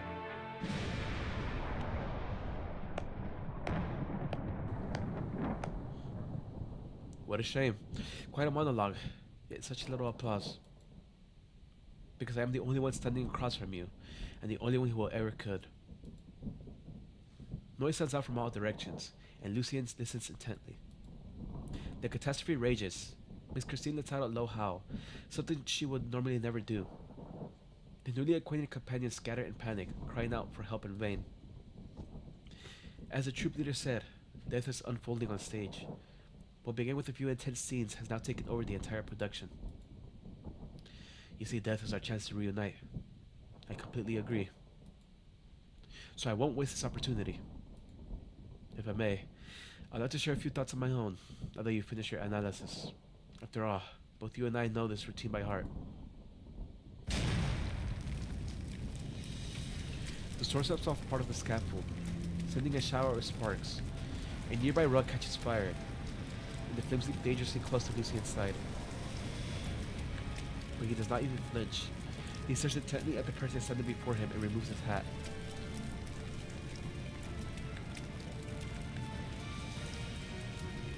Oh, that's cool. All this time, ever since you reappeared, you haven't even mentioned that many times I've betrayed you. Why? Oh, you haven't even mentioned many times I've betrayed you. Why? Because that is unimportant. Because you are still you, child. That's a dope shot. Getting lost in madness, then returning to clarity, leaving, only to later return. After all the trials and tribulations, a hard-won reunion is all the more precious. In the end, time can forgive all grievances. Is that so? I used to think the Crimson Troop was your quill, your canvas, and your trap. I thought that in this chaotic world, your audience saw solace in your performances. I thought you were omnipresent, and that no one could escape your grasp. Which is why the plan that I, Shalem, and the playwright came up with failed. Back then, I was young, naive, and full of pride. We believed we had seen the truth for what it really was, but our craftfully planned escape turned out to just be another act in your grand play. In the end, Shalem fled from you in fear, while I came to you. You returned to my side. That was the moment when you decided to learn all of my techniques. You resolved to learn everything you could about the truth, and use that information to destroy it. Your plan was to use death to stop death, and to use destruction to stop destruction. Whitefire, Blade Dancer, Shadow, the teachers you once learned from all died by your hands. Oh wow. As did I. I remember my voice, wild and cracking with rage, and the sudden warmth that surged from your chest the moment the blade went in. I thought I had destroyed the Crimson Troop for good.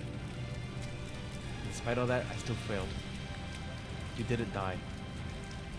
Because death is ever present, and drama is eternal. Eternal, yes, but after that, I devoted even more time to studying all your greatest works, including myself. I wore down your eternity, as any slow-witted disciple might. And at last, I've arrived. One more stepping into your proud creation, a theater of death, of tragedy, of art. Now at last, the catastrophe has finished setting our final stage. Troop leader, my dear teacher, or perhaps I should call you Tragodia. I am going to destroy everything that is yours. Lucian unfastens the inhibitor at his throat. The exposed Originium crystals gleam, as if already rejoicing at the song to come. He offers the troop leader a deep bow, as the clouds behind him come crashing down.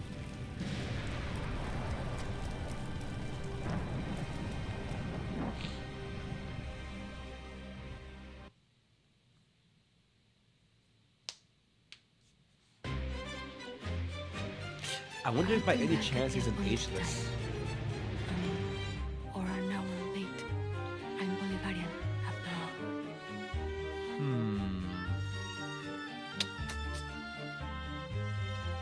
I'm gonna face this one left and this one up.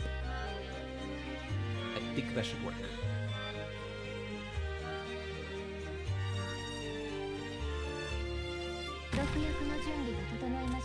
My hammers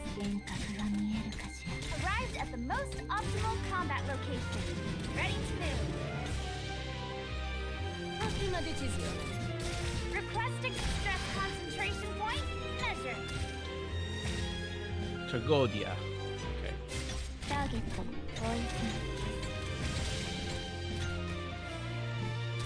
Je suis partout.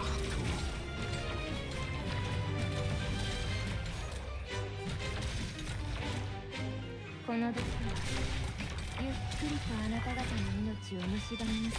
Ne me résistez pas. Cédez à ma chance. Oh, just the old road. 幻覚が見えるかしら。 Bug second. 环境复杂，不要自作主张，以免迷失方向。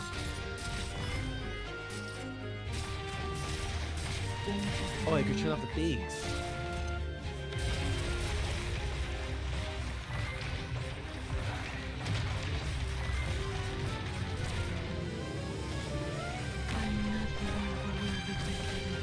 The structure's stable and sound. Nothing to worry about. It's all over. 长风相助，直上云霄。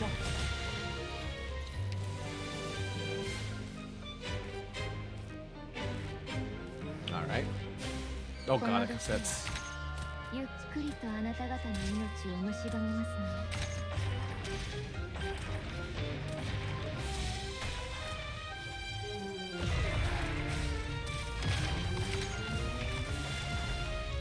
どんな苦境でもみんなと一緒に立ち向かうから。 Very well. Close your eyes. I don't want to Ow. scare you. 初期化ロード完了しました。我が見ついて何時に死をもたらす。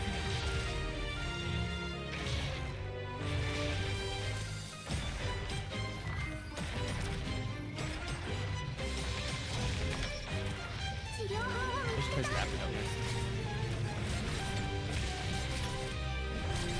Uh-oh. 告诉我你的长风相助，直上云霄。ポイズン。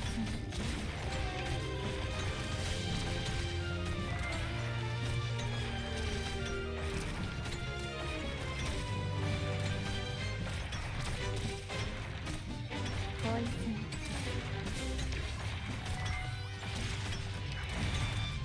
Almost got him. We'll save. 幻覚が見える。Uncomfortable ears. Dislike it loud. There you go. この毒 E dai, solo un altro po'. C'eri quasi. Come on, dude.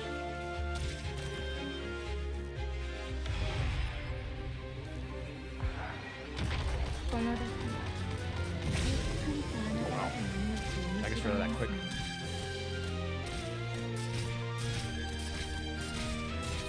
到，长风相助，直上云霄。 Mettimi alla prova.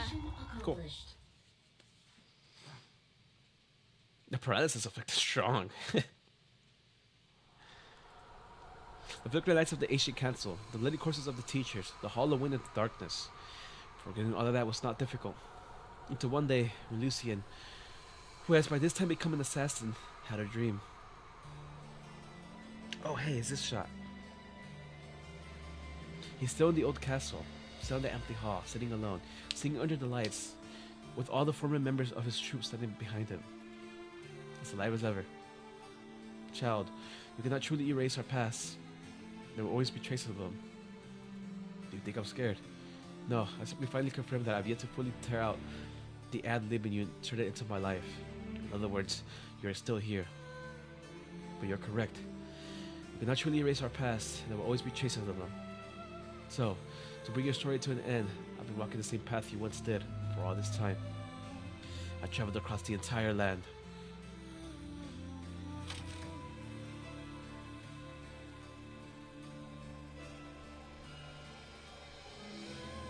Calais was a Gaulish border city.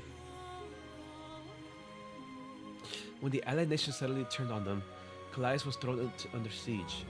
Yet thanks to its powerful cannons and the general held as the imperial standard bearer, Calais held fast for months. The general stood on top of the wall, refuses to sleep, refuses to rest, refuses to give ground. With their banners still flying high, even the wariest soldiers held the line. Until the unthinkable happened. The general's most trusted lieutenant opened the gates, a clear act of betrayal. The Emperor of Gaul had given up on Calais, as by then his fate was sealed. The Imperial Standard Bearer had refused to surrender out of honor, and the trusted lieutenant believed he ought to just stand by his general. After all, they had already braved so many life-or-death situations together over the decades. But he knew that holding the line would only lead to more bloodshed, that the city was doomed to become a graveyard. Perhaps the battle-worn soldier simply realized that although there was no perfect choice, there was a way that would allow him to atone for his sins. He persuaded the general, who had long since become exhausted, to take his 10-minute break. Then he seized his opportunity to open the gate. Before the allied forces entered the city, he drove his sword through his own heart.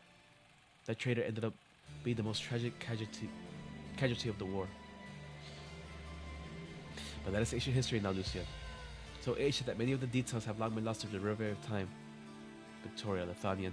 I spent months traveling between more than a dozen cities across different nations, and at last, I found an aging vanguard on the brink of death. The guard had seen the towering flames of Calais with his own eyes. He had found the badge of the traitor's corpse.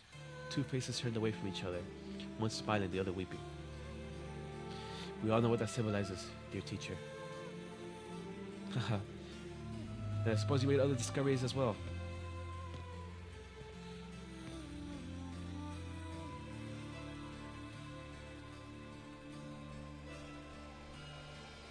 Even earlier in Laterano. Over 200 years ago, a brilliant cardinal was struck down by gun knights in the plaza in front of Basilisca.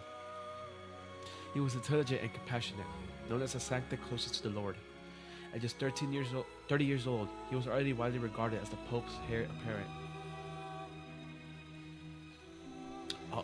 Oh. But then he changed. He grew radical, unyielding, unwieldy. He started preaching, rallying followers, and reaching out to foreign envoys, all in an attempt to check the Pope's authority.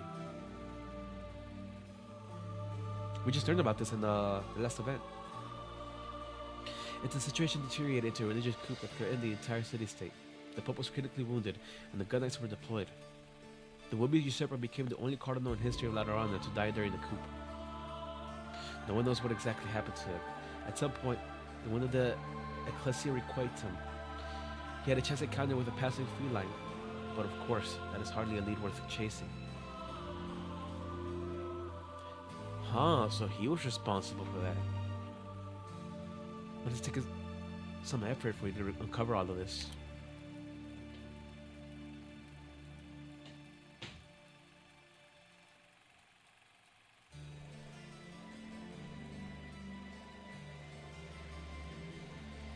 Hold on, I'm just rereading a bit of this. Just really taking the details.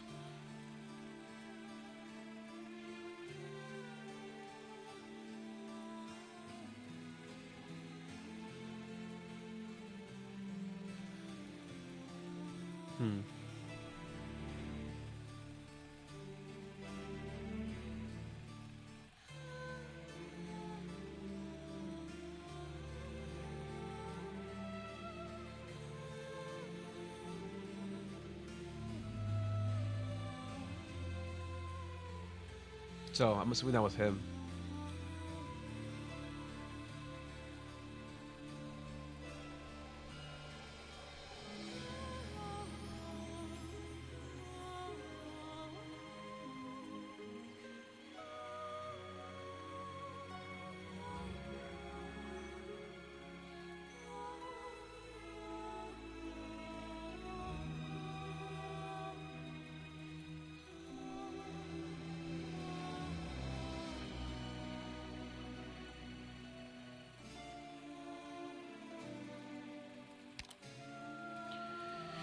Indeed, it was quite troublesome. I merely offered that sanctum a bit of truth. He was already terminally ill, you know. Unlike the incompetent Pope, who knew only how to interrupt scriptures, his own zealousness knew no bounds. But with limited time, he had not been able to put his ideals into practice, to hear the church bells ring in the new era.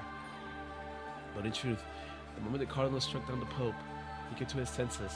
He realized that death had never caught up with him after all. 200 years ago. So he must be an ageless, right?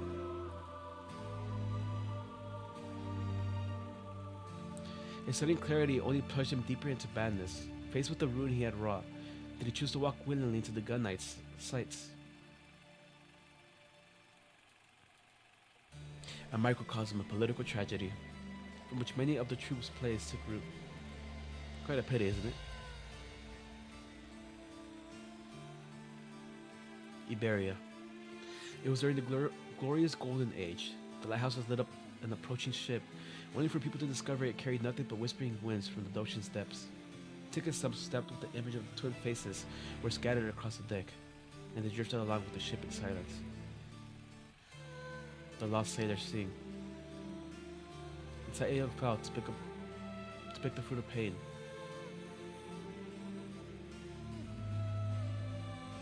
Amidst the spires of Lefanian, ancient arts recorded the nobles' laments and desperate cries. Exile an infant to arrive at joyful deaths. In the encampment covered in thick snow, weeds walk their own path.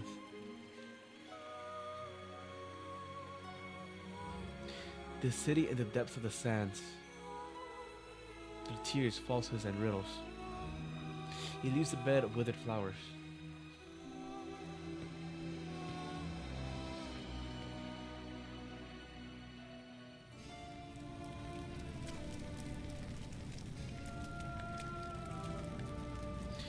You are everywhere.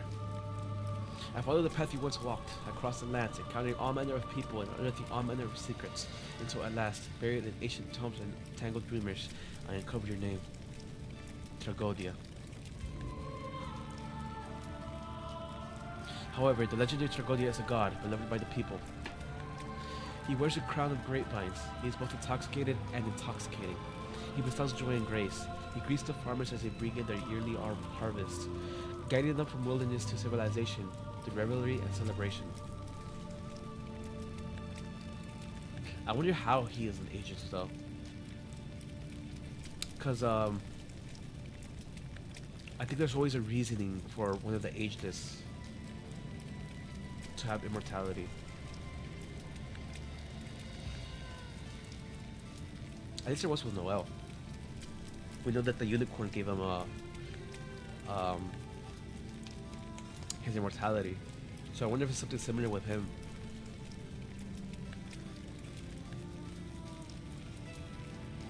Unless... I remember Kelsit mentioning... Oh, what was it? In the main story? I think it was in the main story. I remember Kelsit mentioning that in Gaul... Someone took... No, it was in IS-2, wasn't it? In IS-2, one of the monthly like story things, I remember Kelsit mentioning that someone in Gaul, they once took the branch of life, which gave them immortality or something. We still don't know anything about that. But considering it was an IS-2, I wonder if it's possible that it was Tragodia who took it. But the true god of wine is a deceitful caster, a performer, an ascetic, a schemer, a firebrand, a phantom drifting through the currents of history. A long lip that defies definition. Yeah.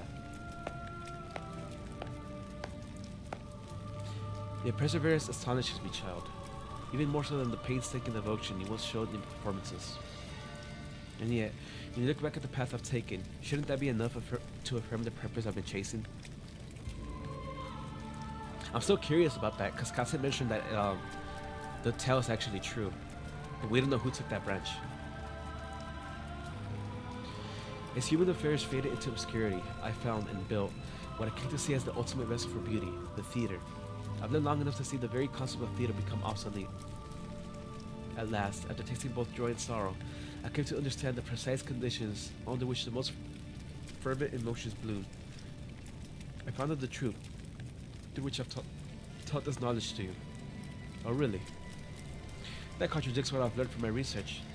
Has the death always walked by your side? That grand theory of yours about death and destruction was never the result of hard-won insight. You simply believed in it and saw beauty in it, and so did theater. Let's set aside for the moment the brilliance or depravity of human nature that emerges in time of desperation, and turn to some more fundamental questions. From Laurano to Gaul, from Iberia to Sargon, from the old castle to this catastrophe-stricken land, you've directed so many performances that shook the soul. So why have you allowed them to be lost to history? You don't want them to be remembered? You exalt the irrational and the unpredictable, so why must every story have the same ending, ruin? Well, what do you think the answer is, child? Tell me. Because it makes everything and everyone unverifiable, both within the theater and beyond. Because it grants you authority, lets you justify yourself, and turns your so-called beauty into the only possible resolution.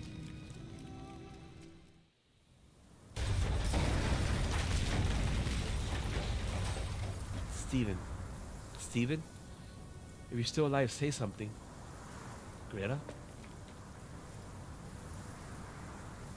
You really did lock yourself up in your office. What happened outside? It's too much to explain right now. In short, the entire plate is on collision course with the catastrophe, and everyone else has already evacuated to the power deck. Are you alright? Yeah, something's wrong. The ceiling came down on my leg. I can't move. I'll rescue you. Damn it. That broken column has sealed the door shut. It's really heavy. Just wait a moment. Stay with me. Keep talking. Miss Stone, only now do I understand that I am in no way, shape, or form a genius. Huh? Thank God came to see me. He hasn't abandoned me. He's shown me a new way of thinking. Actually, he's always been teaching me. I like to think I make a good use of my character's death, of every desperate situation, to nourish my stories. I did try that. After all, in the death of Lady DuPont, why else would it be called that? Laura from 5 years ago, and now Dalton, Shelley, Michael, and Marion. Each of the deaths was steeped in drama, vivid, poignant, and all too real. Those fragments are like autumn leaves, crimson as blood, and scattered everywhere. Each one is enough to stain the blank canvas of my mind with vivid color. But still, I can't write an ending that satisfies me. I still haven't figured out what kind of scene Lady DuPont's death ought to be. If death and destruction are the way of the god of theater, if they're the skills a true genius of the stage must master, well, I've never been able to learn them. I'm just a worthless hack.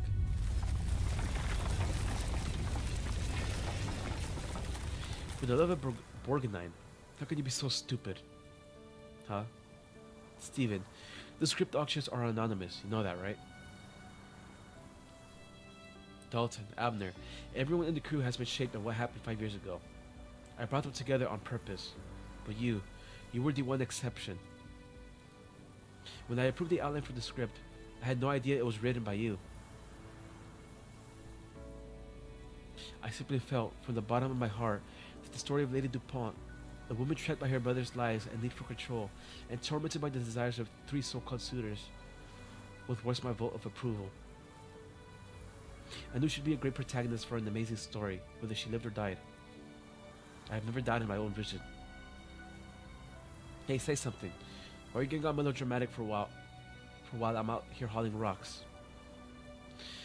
So it turns out I just don't agree with... What are you saying? Sergeant.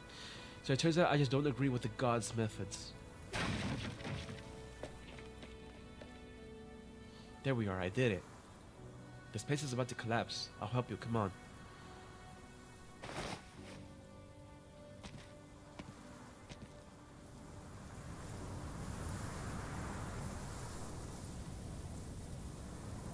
Wait, Miss Stone.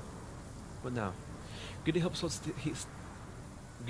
Steven steady as they both come to a stop, and he looks to the side. There is a wall. Only half of it still standing. Faint remnants of vivid graffiti stand out harshly against the grimy, dim surroundings. It is a giant promotional mural Tippy had painted for the crew, and by some stroke of luck, the title card remains unscathed amidst all the wind and flying debris. The death of Lady DuPont. Steven raises a bloodstained arm and, with considerable effort, wipes away the first 3 words.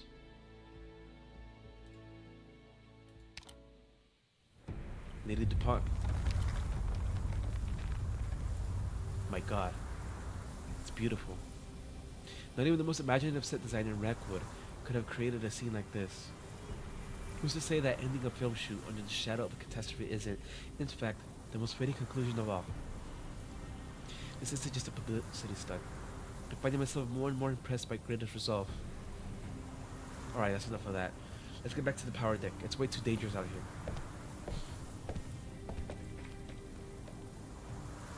Hey Melanie, leading lady, where are you going? Have you gone mad? Abner, you, all of you, never really believed this leading lady can make a comeback with this film, did you? You don't even think we'll finish filming it. Honestly, I feel the same. I mean, we don't even have the ending figured out yet, and this whole play is about to collapse. But that doesn't mean you have to die for it, does it?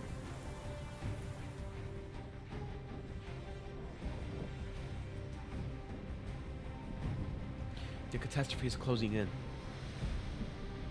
Well, that's a cool graphic. The howling wind is nature's roar. Its fury raining across the face of the clouds. But Buddy needs to walk forward to face it.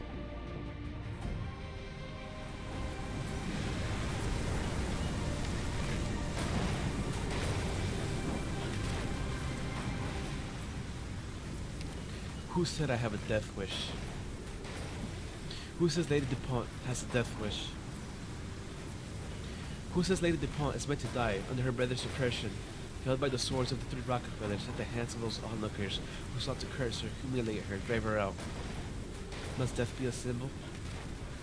She should instead, on a night no one could have foreseen, walk straight into a storm just as wild and chaotic as this one, leaving that prison of a castle behind. She shall not perish, because the storm is a chariot that will lead her to freedom. You must have realized, Abner, that on my journey I've always regarded Marianne as my imaginary enemy, yes? Yeah. But I know I'll never catch up to her. She was a true genius, born to inhibit any role she was given. Even fate itself seemed to orchestrate one final catastrophe just so she could exit this business in a blaze of brilliance. And I'm nobody special. An ordinary woman from a small town, traveled to Radcliffe, and worked her way up role by role, film by film, for over a decade, gaining experience and recognition. That's why I care so much about seniority, status, and etiquette. The aspects of film set culture that so many scoff at, because that sort of recognition is the reward I deserve as an ordinary person. This land is quite cruel to ordinary people, Abner. Marianne's retirement gave me the chance to step into the spotlight, but it took only a single slip-up for me to lose everything I gained along the way. My acting skills have fallen off a cliff. My reputation is in shambles. I've tried everything I could think of, but I just couldn't seem to get it back. It's ridiculous. I've never wanted to admit this, but it's true. If Marianne hadn't retired, I'll never have caught up to her. But right this very moment, the catastrophe destroyed the entire plate, along with my last hope. But couldn't you also say fate is smiling upon me? At least I finally have the courage to let go of my ambitions. The courage to... At least I finally mustered the courage to take this first leap. Come to me, Lady DuPont. Come with Melanie Rutherford, and dance together with the catastrophe. Even if no one is filming us.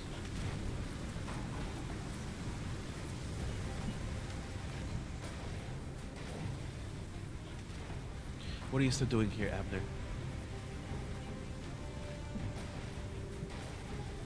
Check your camera. You didn't turn it on, did you? What? What do you mean? What if I got swept away by the storm? What if your camera had accidentally captured my death, just like before? The last thing I want is to belittle your work, and to force you to once again resent the tool of your trade. You know, Abner, I've always thought you were dumb. Hey, what will you know? The footage you accidentally recorded back then at least stands as irrefutable evidence, ensuring that a girl named Laura would have vanished from this land without a trace. Although I couldn't say if that's enough meaning for it to meet your exacting standards. Fred K. Kubrick, I am an idiot. This dream-making machine was only made in the first place because people wanted more eyes to see the land with. How long can you hold on, Melanie? I hope I don't break this thing. Let's finish filming.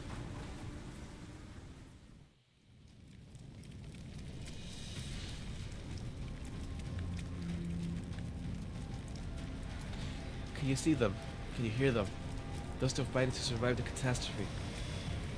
Nothing ever truly comes from nothing. Not even the most wondrous of art. And that it's never death that suddenly awakens the lost or steals the timid. They always had it in them. So answer my question, Tragodia. Are you attempting to remind me that death would simply end the story, this performance, that there would be nary a trace left after the curtains fall, that I will have, objectively speaking, escaped any and all scrutiny and criticism of my work, that I am a thin-skinned artist? You really did find an interesting angle, Lucien.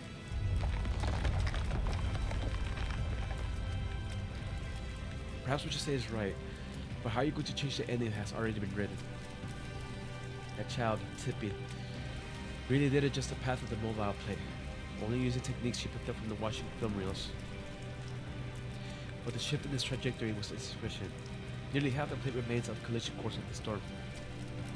Lucien, you faced a catastrophe when you were young. You should know that one of that skill will destroy the entirety. Will destroy everything on this plate. Lucien gently strokes a crystal on his throat. I have a sense of releasing the inhibitor.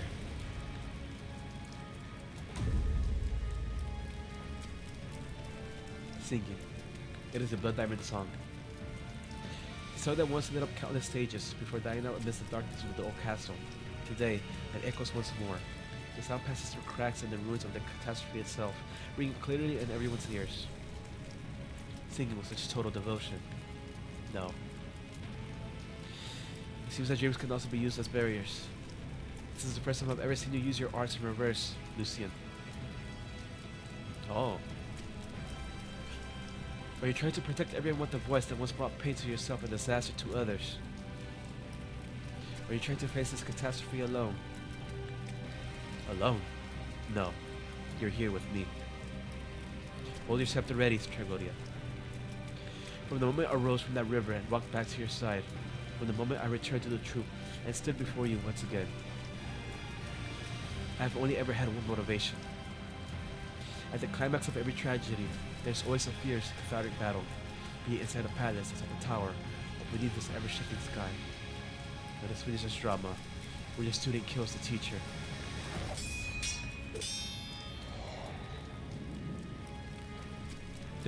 My favorite student, my best actor. Everything that is headed for destruction shall serve as your backdrop. I'm so glad you can enjoy this moment. Even I can help but be swept away in it. I've forgotten all other matters.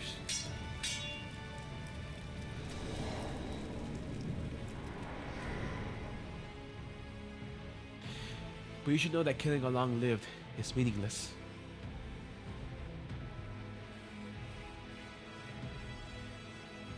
You just told me that I found an interesting angle. But it's not interesting. Far from it. You aren't a thin-skinned artist. You just been left with no other choice. It is not us who need to die, not the audience, not the common folk, but among the laws of ordinary reality. It's you, Tragodia. You've walked through history. You've found the truth. You've created dreams from darkness. You've fed both me and Shalem with despair. You've drawn in lost souls, one after another, and lashed actor after actor. You taught us to feel pain, to learn evil, to be stained with blood, to sing of destruction. You taught us to dress for the stage, to wear a mask in life, to believe in what you called rebirth. You built the story and drew in the audience. You chose that Lateran Cardinal, and the Gaulish General, Whiteflower, Blade Dance, Shadow, Dalton, Shelley, Moira. You've chosen the million Lucians with which you can bring about death. You exhausted its form, crafted its style, and perfected its meaning. Because it is also far away from you.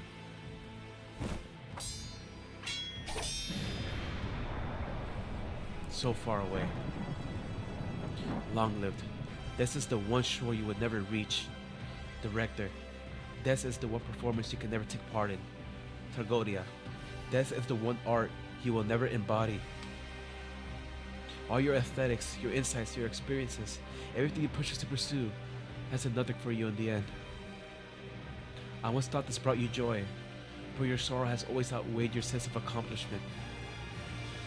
If you yourself are the theater, then your very existence is a paradox.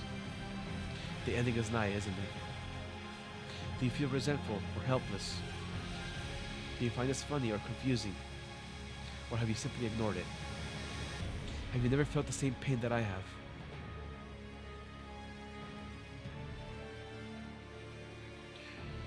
Tragodia is uncharacteristically silent, his eyes fixed on the face in front of him, that is lost in emotion. Lucian shouts loudly. The raging storm does not even distort his voice in the slightest. He sings and chants, while the originium crystals creep visibly all along his neck. Does it hurt, child? Yes, of course it hurts. If you keep using your arms without restraint, they will kill you, child. Are you jealous? Perhaps, but your performance really is moving. Lucy responds to Tragodia with even greater fervor. His surging emotions give him newfound strength, and at last, he seizes the upper hand in their clash. In an instant, he pushes the scepter into Tragodia's torso. We cool because he has crystals. Ooh. Pain is my blade, and at last, I have driven it into the one who caused my pain in the first place.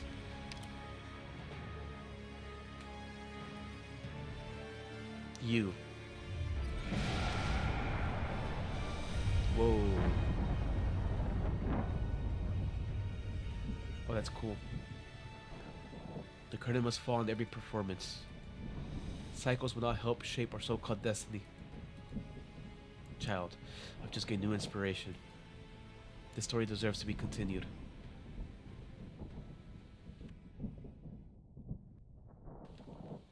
The plate beneath their feet is swaying and shaking, but it's starting to stabilize. People start to poke their heads out from the ruins and look at the receding disaster. They can hardly believe the catastrophe they had just experienced. Hundreds of broken masks drop to the ground, as Tragodia slowly falls to his feet. Lucian is sure that he has pierced Tragodia's heart and completed his grand murderous drama. However, he also notices a change in himself. Whoa, that came with new drip.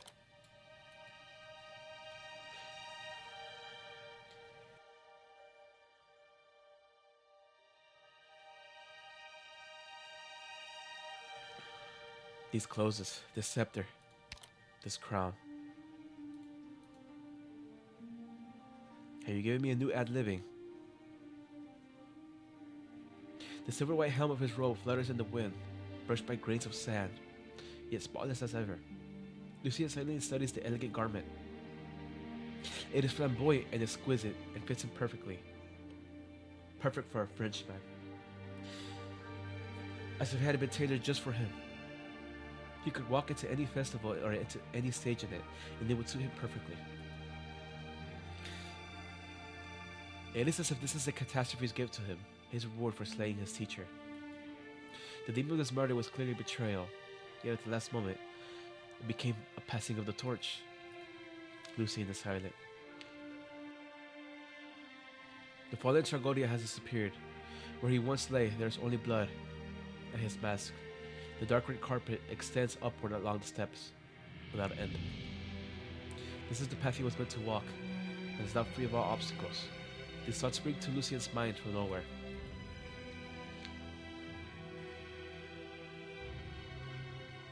Whoa. So he climbs the steps without lowering his head or looking back. Just then he hears Tragodia's voice. Lucian, you are the finest actor in the land. You have honed your craft well, and you use your powers of reason to grasp hold of the mask of emotions. You know well my origins, so it should be clear to you that you have not ended me by merely killing me. You shouldn't pin your hopes on the scene that was once performed in an ancient castle. Or is it that you were certain that I would think this way, make this choice? Haha, it's also interesting. Maybe you were right. This is the one shore I will never reach, the one performance I can never take part in, the one art I can never embody. Weeds walk their own path, through tears, falsehood, and riddles. He leaves the bed of withered flowers. He writes his epitaph into the searing dust, waiting for the day when he gazes upon it.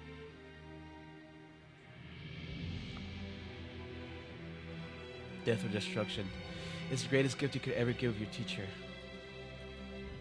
But have you considered that what you now reject and what I've left behind It's only one of theater's countless possibilities, one of the many ways beauty can be defined. And therefore, what you just killed was but one of my thousands of existences.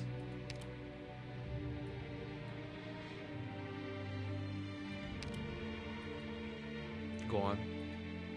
Life rushes by, but the theater endures. The theater will never perish, and the aesthetics will always change. So therefore, I'll always stand at the pinnacle of everything. The theater cannot be killed. I can only redefine it, replace one theater with another, overthrow old aesthetics with new. I can become the new one, the new you. If that is the only possible fate for the two of us, then I accept it. You see, Lucian, once again, we've entered into a tacit agreement. Haha. Continue forward, get to the highest point on the stage.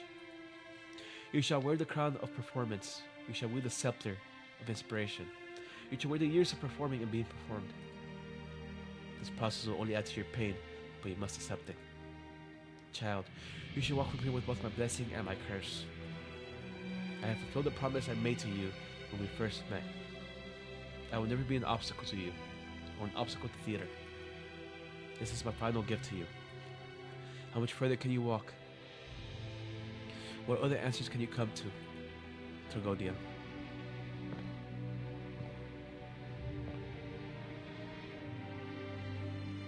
Damn, that's so highly detailed. I guess because it's smaller, the resolution is like upped, but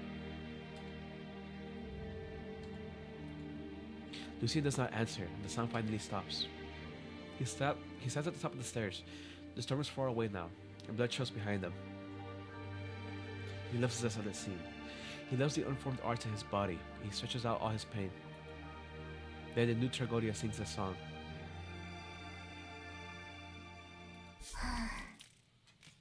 You pay without end, and one other medal.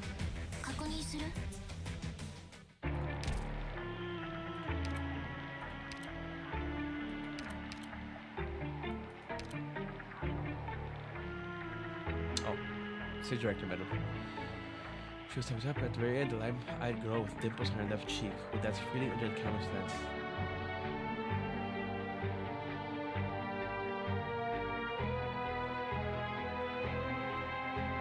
Huh. Laura?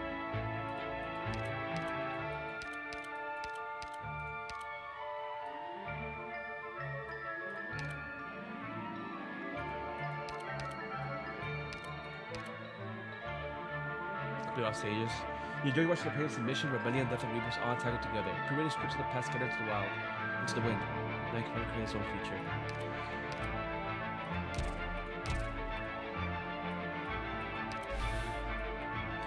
Alright, final cutscene. A word to the audience. The curtain shall never fall.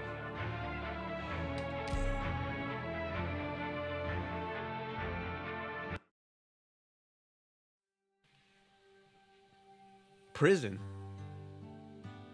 2 months later. So our TP and oh, there we go. Molly, you lost so much weight. I just spent 2 whole months in bed. I went looking for you once the plate stopped. When I saw medics carrying you out, all covered in blood, and you weren't moving, I thought you were dead. His singing voice is terrifying. But he only wanted to stop me. He didn't want to kill me. It definitely wasn't a coincidence that he bumped into Greta at the auction. Like she said, he had another motive to join the film crew. And what was that? He was looking for something that exists, something that's always with us, even though we know nothing about it. Okay, I knew he was a mysterious dude, but now I'm even more confused. But forget about him. I'm sorry for taking so long to come see you. Mostly because I make it a real pain to file a visitation application for this place. I know, Tippy. But I used you and caused others to misunderstand you. Lucian was right. I was ignoring the truth in my hands. In my final moments of madness, I didn't even think of you. Listen to me, Molly. No matter what you went through, no matter what your goal, you hurt the people who were by your side practically 24/7. You're a criminal, and I won't ever forgive you for that. But that doesn't mean I can't also miss the times we would crash on the sofa to watch horror flicks. Just the two of us. Wasn't that fun? Wasn't that, like, real? Yeah. When I was stuck in bed, my wounds hurt so bad I couldn't sleep. I kept recalling everything that happened. A whole night would pass, but only my pain was real. Honestly, it doesn't matter how absurd a story gets, or if we're all puppets of fate or whatever. It's not like I never had a choice. If I had focused more on the movies we were watching, instead of thinking about the truth I thought was real. Hatred, madness, blood, and puppets. I'm sorry, Tippy. If I met you earlier, maybe you wouldn't have needed Laura. Or have even needed. The final day of your trial's in 2 days, right? I talked to a few lawyers, and it seems like... Don't let my ending bother you. The warden's nice here. He let me stay in the prison's logistics department during the last few days to make sure the prisoners can use... Or to make stuff the prisoners can use. I'm not living like I was before, merely waiting for in vain for the finale. Good, good. You're almost out of visiting time, so let's talk about happier stuff. What happened to the movie we all shot together?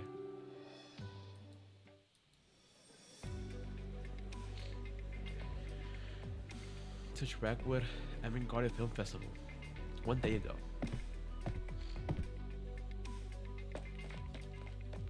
Dippy. Wow, everyone's here already. Sorry I'm late.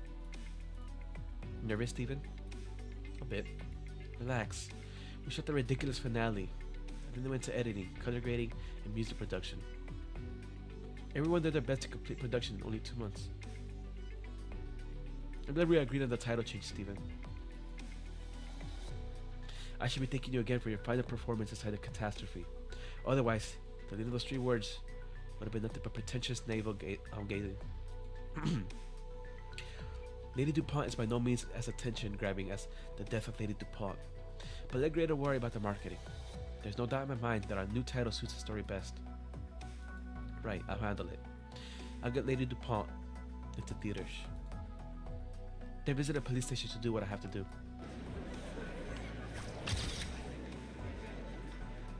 Pinch me, I'm not seeing things, am I? Pinch you? Just up your shutter already. This is guaranteed to go on the front page tomorrow. How did the niche AGFF attract such a distinguished guest? How much did the organizer spend? How many years has it been since Mary and Blake showed up in Rankwood?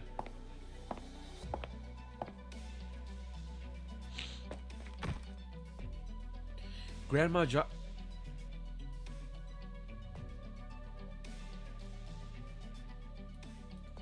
It's been a while, Tip.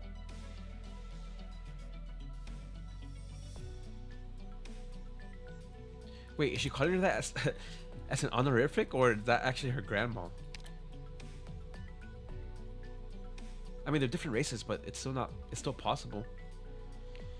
Judging by your outfit, let me guess what your role in this was. Script supervisor, prop master, stunt woman, or some kind of furniture city warrior? Background painter, of course. I've been in this crew for half a year, and was even selected to join the Rankwood studio paint. Did the Rankwood studio paint restoration project last week. The play art crew rented got totally wrecked by the catastrophe, so the boss put me in charge of the design work once it's rebuilt, and they've been like so busy. I see you finally figured out what you want to do. I told you before, didn't I? I love movies, every last part of them. And now, I finally found out what my favorite part is. So you don't plan on going back?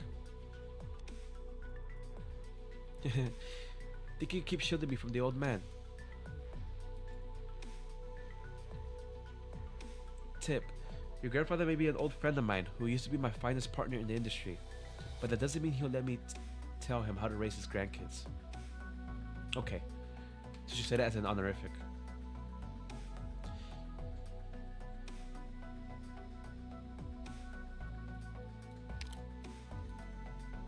Just tell him this the next time you have tea with him.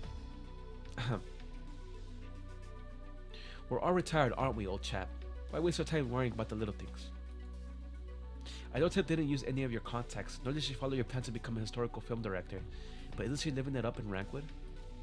Who knows, half the backdrops in town might be spray painted by your granddaughter one day. Alright, I recorded all that. I'll play it for him the next time we meet. Aw, Grandma Jara. Fine, fine. But I might have the time to see your grandpa the next time I'm in Colombia. Oh yeah, did you go all the way to Rim Billington for some fresh air? Did you come back for Ryan Lab stuff? That's too many questions, Tip.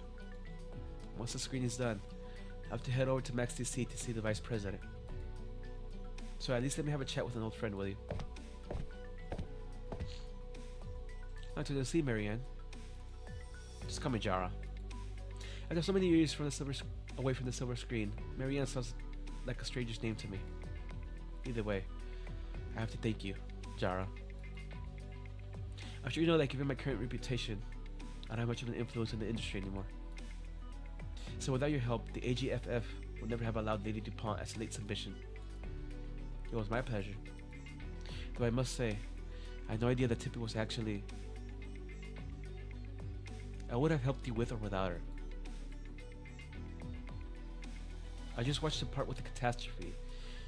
I felt it would be such a pity for the audience to miss out on the actress's performance. So I thought I'd do an old friend a favor.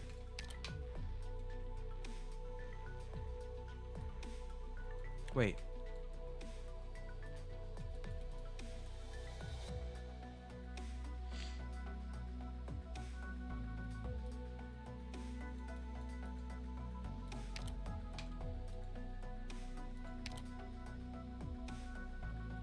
Why is she saying that like... Okay, hold on. But even if Lady DuPont gets free marketing at AGFF, that doesn't always translate into box office numbers. Melanie, you know better than I that if Reckwood were a person, he would be the most forgetful and least tolerant person there is. There's no guarantee that he'll accept a lover running back into his arms. Besides, we did the story on the entire plate. Even if a film's a smash hit, you may not make enough pay for the damages. At least I did it, and I have no regrets. But rather than mulling over all that, I'd like to ask you a question. Go ahead. When you encountered a catastrophe while shooting the eternally shining star, the camera caught you as the storm nearly missed you. Was it just an accident, like you said at the press conference, or did you also move toward it of your own will? Is the answer still that important to you even now? No. Sure, it's hard to say if I really did beat you in the end. The splendidly dressed female lead laughs heartily before every camera in the room, though she does not even know what she is laughing at. After a long time, she opens her arms towards her former rival, the genius she always thought she would never catch up to, and the one she had always exchanged polite greetings with on camera for a hug, and that is returned in kind. Let's head in. I'm tripping on my words here. Melanie Rutherford as Lady DuPont. Michael as the Three Rockefellers.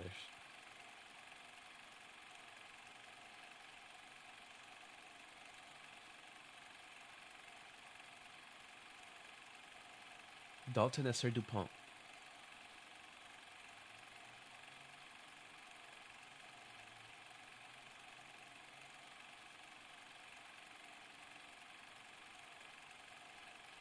Lucien as the messenger.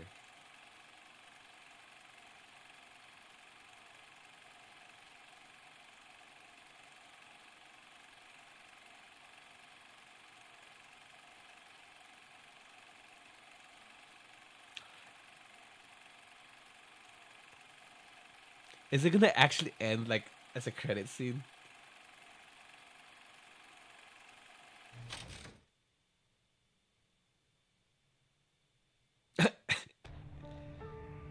It's over? Yep. Thoughts on the film? I heard about what happened behind the scenes. The murders, the catastrophe. Even the project management was a mess. So before I set out to watch it, I thought the film couldn't possibly live up to all that, but... In the absurd Noble's marriage breakdown ending with a catastrophe, the plot twist made sense, but so many of the characters were just bizarre. It's hard to say if it's good or bad, but it's a lot to chew on. Same, to be honest. Story aside, even the production was pretty controversial. Like, the cinematography is inconsistent at times. The first part was shot meticulously like a serious historical drama. but it becomes rougher and rougher towards the end, especially the catastrophe scenes, where it's totally filmed like a documentary. It's definitely going to be polarizing. The fans will rate it highly, while the haters are going to hate it. But that's what makes it interesting, isn't it? Reco's been getting more and more boring over the years. And that goes for AGFF films too. But this one, I'd buy a ticket to Lady DuPont. Let's see what the director and cast had to say during the post-screening roundtable. Oh yeah, I heard that unlucky-looking gal in the front worked on it too. Oh my gosh, she's here? Oh boy, my luck is awful. After a month of applications, I finally landed a spot as their last stagehand. But all of that happened the moment I arrived on set. I lost so much sleep after running into those corpses. And if it weren't for the insomnia, I wouldn't have kicked the wall with my mind all messed up. I broke my leg when I was trying to follow everyone down to safety when the catastrophe came near. If I didn't break my leg, I would have missed my bus and missed the first half of the screening. The unlucky stagehand mutters to herself as the credits roll. She recalls her experience and cannot help but feel sorrowful about it all. Jesus.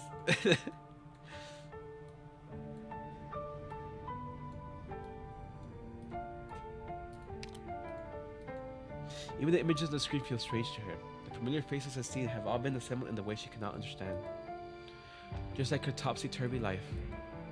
Then she spots her name at the end of the credits. Stage department Hawding.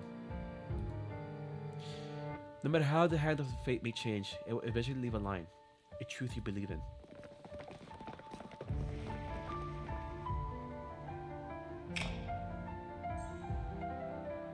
Oh hey. Playwright. It's over. Aren't you taking part in the post-screening roundtable? Shalem.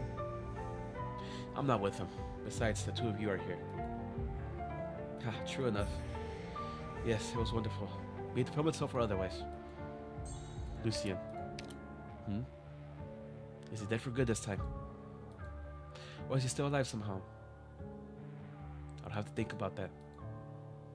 But all you need to know, Shalem, is you won't have to worry about shadows from the past invading your dreams, even when you're on Rhodes Island, ever again. And playwright, you may write your scripts as you wish, about any topic and any style. The Charisma Troop is no more. You two are free. And you? You just said you have to think about his ending, which means you're stuck on that path, correct? Drama never dies. So the one sitting beside me now, no longer Blood Diamond, but Tragodia. It sounds like you paid a heavy price, Lucien. I wouldn't say so. If our previous attempts to add escape or revenge were just scripts for us to follow, then now we can finally step into the future. I will travel again, sing and perform again, until I am certain that what I create manages to match my joy and pain. It could be a new troupe, or a new proposition, new adventures and new stories, or a more dazzling tomorrow, a more tragic truth. Hey, Shannon, we're all buddies here. Would you like to lend them a hand? Lucien, are you sure about this? Of course. Those who lost themselves in their haste, the ascetics who've closed off their senses and themselves, the lay people who trudge through both highs and lows, and the creatures who chew on their pain. This land has never lacked for actors.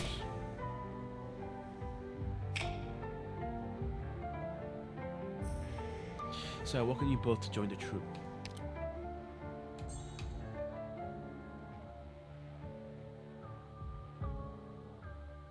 All right. I guess that is act or die. Cool event. I did like the whole murder mystery plot kind of thing going on at first. And then we didn't really I didn't want him to go into detail about how Tragodia is an ageless. But I guess it's just one of those things that will be up in the air. But in any case, yeah, that's cool. I like that one. But I'll do this later. I like reading the little furniture stuff, so I'm not gonna do that on stream. But anyways, yeah. Thanks for anyone who stopped by. Pretty cool story. And I guess we'll be there for the next event as well, which is, I don't remember off the top of my head what the next event is. It came out after after Phantom Altar. I forgot, but whatever. We'll be there for it. I did enjoy or I did want to see more about Miss Christine too. I mean, maybe her files will say more, but I want to know how they met exactly. I know they gave a, I know she said they met like at the castle or some shit, but like I do want to see their backstory eventually. Maybe an operator record or something like that, you know, something small, to see how they met and her first interactions with a Phantom. I think that'd be cool to see as well. And like I said earlier,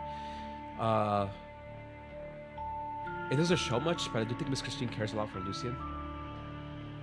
You know, there was that line where she said that she'll torment the guy forever if he ceases to exist or whatever. But yeah, I really like the CG and the NPC. The NPC art was really good. Unfortunately, most of them died. But I really like the NPCs. But anyways, yeah, whatever. I'm not gonna ramble too much. Anyways, like I said, thanks for stop by, and see you next time for the next event. Peace. Oh, and also, I do have plans for my channel. They are going to effect very soon, and I might start consistently uploading videos. That's all I'm gonna say. But I'm setting up everything, buying a lot of equipment as well, and I hope it turns out good, because I really do. I've kind of been treating this channel as sort of a small hobby with like side streams and all that. But I think with the release of Enfield coming out soon, I do want to. How do I say this? I'll put more as a channel for like the community, and maybe even become a content creator for Enfield. And of course, base Arknights as well. I'm not gonna abandon base Arknights. But I know Griffin started their content creator onboarding program for the second time. And I think down the line, if I do grow with this channel, I might apply to it, and I'll be making content for both games. That'll be cool to see. But anyways, yeah. Peace once again. Good stuff.